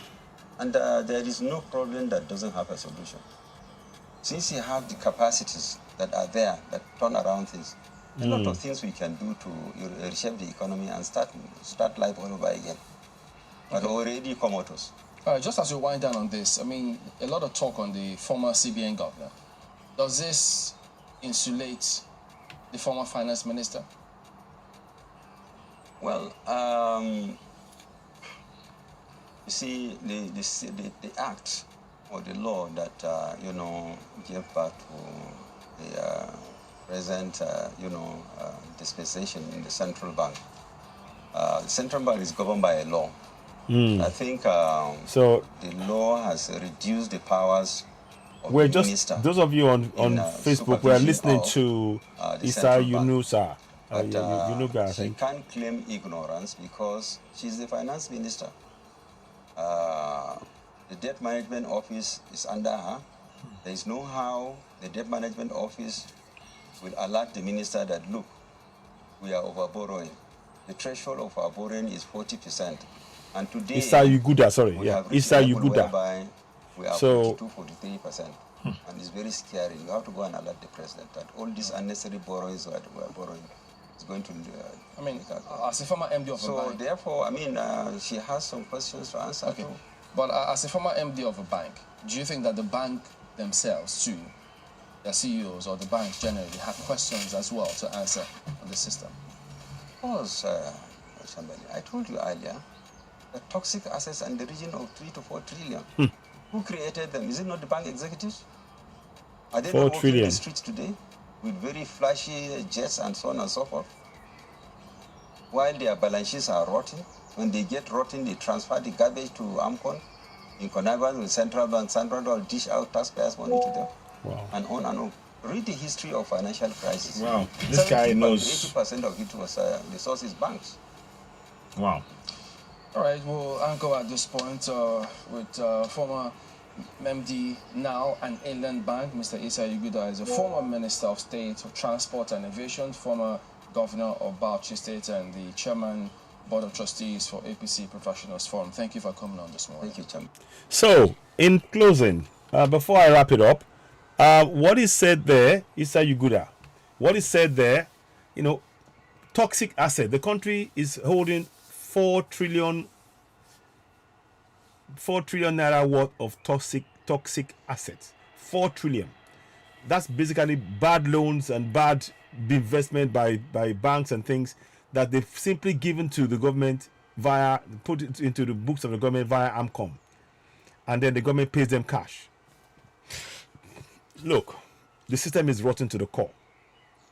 That's why our participation in governance is of such immense importance. I hope people will realize that this is what we've been talking about for quite some time.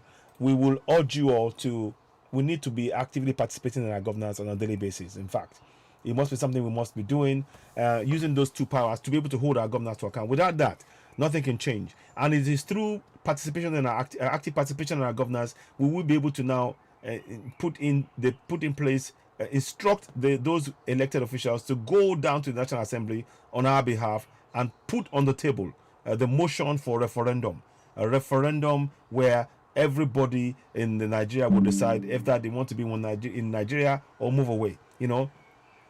So these are the kind of things that we are looking at and questioning. So I hope you found this beneficial. I hope this discussion has been worthwhile to you.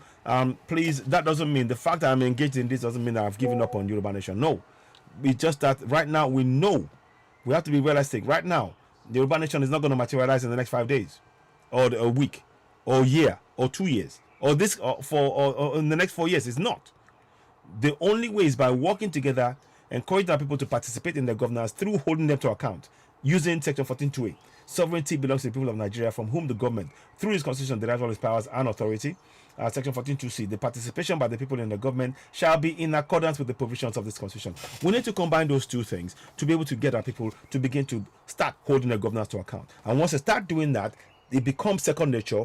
We have not done this for 24 years. For 24 years, our people have never understood that they had the power to hold their governance to account. Ajimobi was saying that, do you know who I am? A constituted authority. There is no more powerful constituted authority than this office of the collective citizens, the sovereign.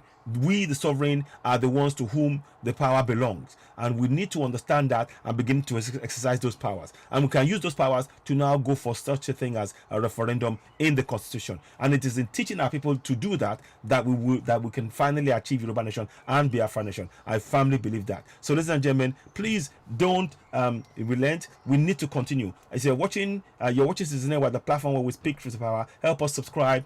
Do give us stars if you can whilst you're watching us on Facebook. I know there's a lot of people, the numbers are low, but that's fine. The key objective here is to please go ahead and subscribe to us on YouTube. Help us reach more people. We really need to grow the platform and to continue to reach more and more people. So please do take the time to listen. Help us help us reach more people. Help us spread the message. It is our participation in our governance that can actually ensure that we get the good governance, we get the refineries. For example, we need refineries working. That's the only way we can reduce the price of the oil. And we have to get involved in that process. Getting the National Assembly through active participation in the local government area, by holding the local council, state House of Assembly members, the House of Reps and the senators, and indeed the governors, holding them to account, telling them, instructing them that we need them to go to the National Assembly and instruct them that they must get the refineries working to reduce the price of oil that is impacting the lives of our people daily. That is active participation. Active participation. Until we do that, nothing is going to change. Until we do that, sorry about that, there's a fly, something disturbing me here. Unless and until we do that, I do not see any change in what's going on. So I really want to urge you to please let us take the time and effort to really continue to spread the knowledge and awareness within our community. We really need our people to begin to be part of this process. I know very much that many people want us to just be in Yoruba Nation. We are not in Yoruba Nation right now. We're not. But we will achieve it over the long term. We will do.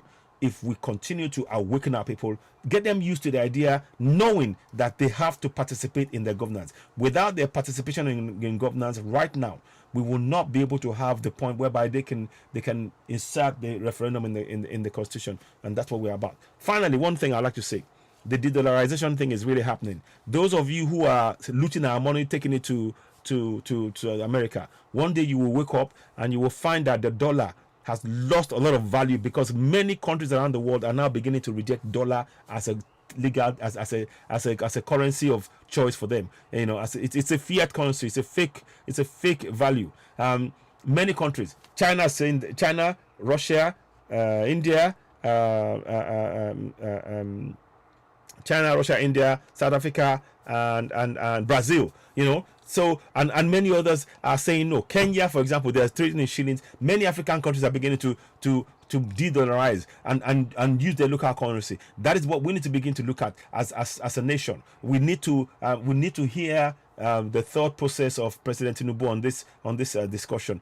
For example, in my view, we need to be really looking at linking our naira with gold, and of course we have gold in quite a large quantities in our as a mineral reserves, and that's something we should really be exploring at this point, because the dollar is rapidly losing its value, and it's having a major impact on the U.S. economy. They are no longer. What will happen is currently the U.S. are able to export their inflation. So, for example, when everything is when the things are overheating in US, they simply export it to other countries around the world via all of the various things they're doing. I.e., they would impose sanctions. They will do all of this stuff. It's all a part of the strategy of the economic strategy. War is part of the economic strategy. You need to really understand what is going on. It is not just about just numbers alone. It's by exporting. When they do that, that means that a lot of people will now have confidence in them, and then they will invest, because people are knowing that, okay, right, you know, and then they will afford. They pay off. They pay off their bad debt by imposing the difficulties on other countries. And we need to really understand that those of you holding those currencies, those looters, those cabals, one day they're going to be money. Your money, you will lose that money forever, and it will be lost, and the US will not. They will not be there for you. And what is sad about it is that all that money that you've looted, you've prevented us, the citizens, from benefiting from our resources, and you simply let those foreigners to benefit from it at our expense, and we're even worse off as a result, and no infrastructure, no development, impoverishment, and so on and so forth. So de-dollarization is a thing. A lot of more and more countries are rejecting dollars as a trading currency, and we need to be preparing for that. In fact, the whole of Africa should be looking at having one currency, in my view, and that is another thing to be talked about in more detail later on. But I'll come back and talk about the de-dollarization and do some discussion at length around it. But I mean, as we speak today, the UK economy is in real dire straits at the minute. The interest rates are going through the roof. The government is actually trying to put plans in place to help people for a whole year to not pay their interest rates. And these are difficulties that many people are not talking about. So we need to really understand that our currency, we need to get that currency working. I'm saying this because we are living in that nation. The minute we get for Yoruba nation, of course, we'll be talking about a different currency. But the realities of what we face now is what we must address, above all, to really help Yoruba people get through these really difficult times. And of course, again, I reiterate again, the refineries is the real issue.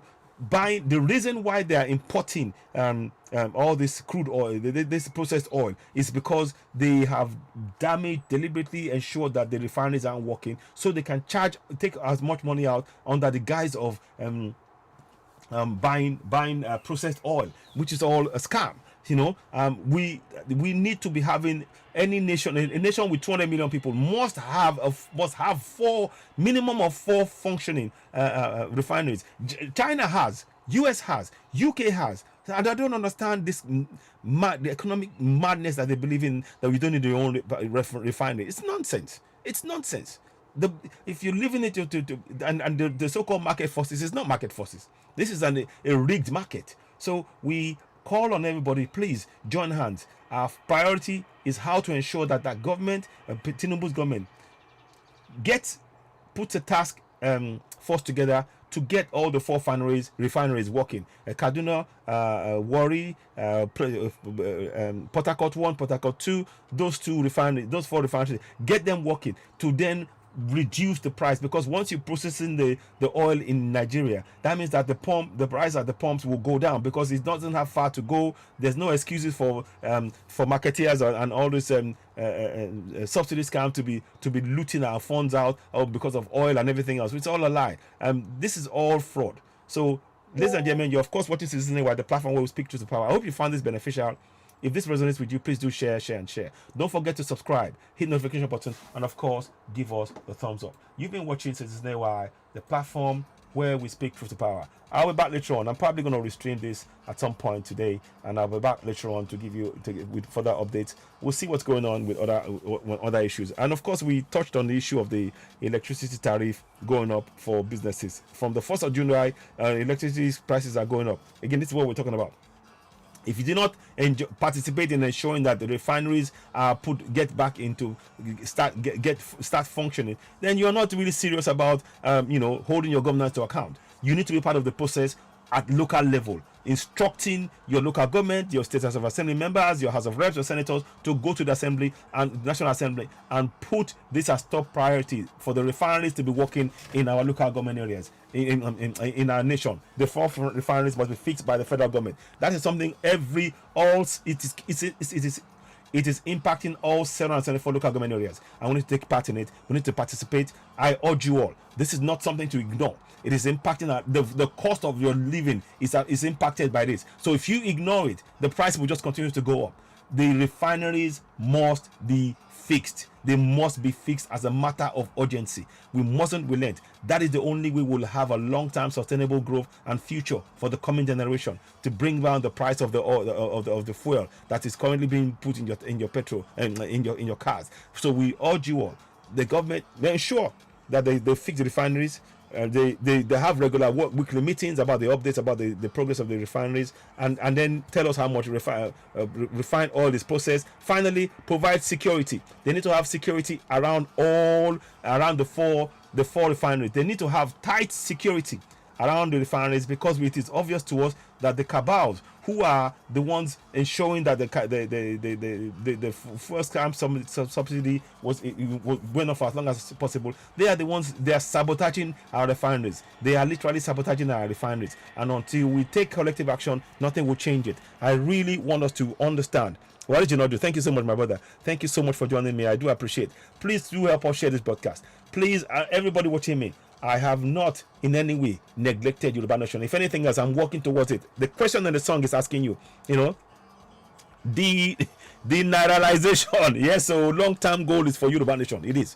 But before we get there, we have to first of all make sure that our people right now, they begin to participate in the governance. That is why I'm showing those things you see on the screen. Sovereignty belongs to the people of Nigeria, from whom the government, through this constitution, derives all its powers and authority. You need to know that, not because you want to remain in Nigeria, but because you need to use those powers to be able to get to the point whereby you exactly end the naira fraud notes. Exactly. So you need to get to the point whereby we now be able to now use those same powers to now insert a referendum inside the Nigerian constitution. And end the petrol naira. Thank you. Well said, Waris, my brother. So I really appreciate that. So I'll be back much later on. I'm going to have a little bit of a break now. I hope you found this beneficial today. Please do share the broadcast. And of course, always remember to subscribe to Citizen NY, hit notification button, and of course, give us a thumbs up. So how do you go ahead and do that? Let me just remind you a brief message, so that those of you who haven't already done so, you can go ahead and do so.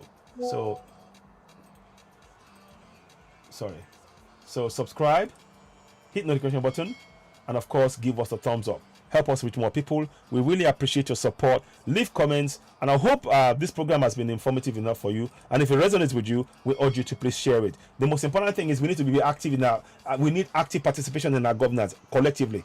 That is the only way we'll ensure that the price of oil drops. By active participation, we put pressure on the government via the National Assembly to fix the refineries, because it is what it all. If all 774 local government areas said the same thing, the government will have no choice. Tinubu will have no choice but to ensure that those refineries are fixed to ease the pains of the people. Without the refineries being fixed, we will continue to suffer, and that's a plain fact. So, ladies and gentlemen, you've been watching Citizen AY, the platform where we speak truth to power. I'm about Latron. Please do share, subscribe, hit the notification button, and of course, finally, give us a thumbs up. Let us hear your comments, leave comments. We are grateful. And those of you on Facebook, thank you for joining us. Don't forget to go to Citizen AY on YouTube and, of course, subscribe. And, of course, if you want to give us stars, we appreciate that. Help us reach more people, grow the platform, leave comments, and we will discuss some more. Thank you so much for now, and bye. You've been watching Citizen AY, the platform where we speak truth to power. Why did you not do, my brother? I greet you. Wale Banjoko, thank you very much for joining us. I'm really grateful for your support, and we will continue to talk some more,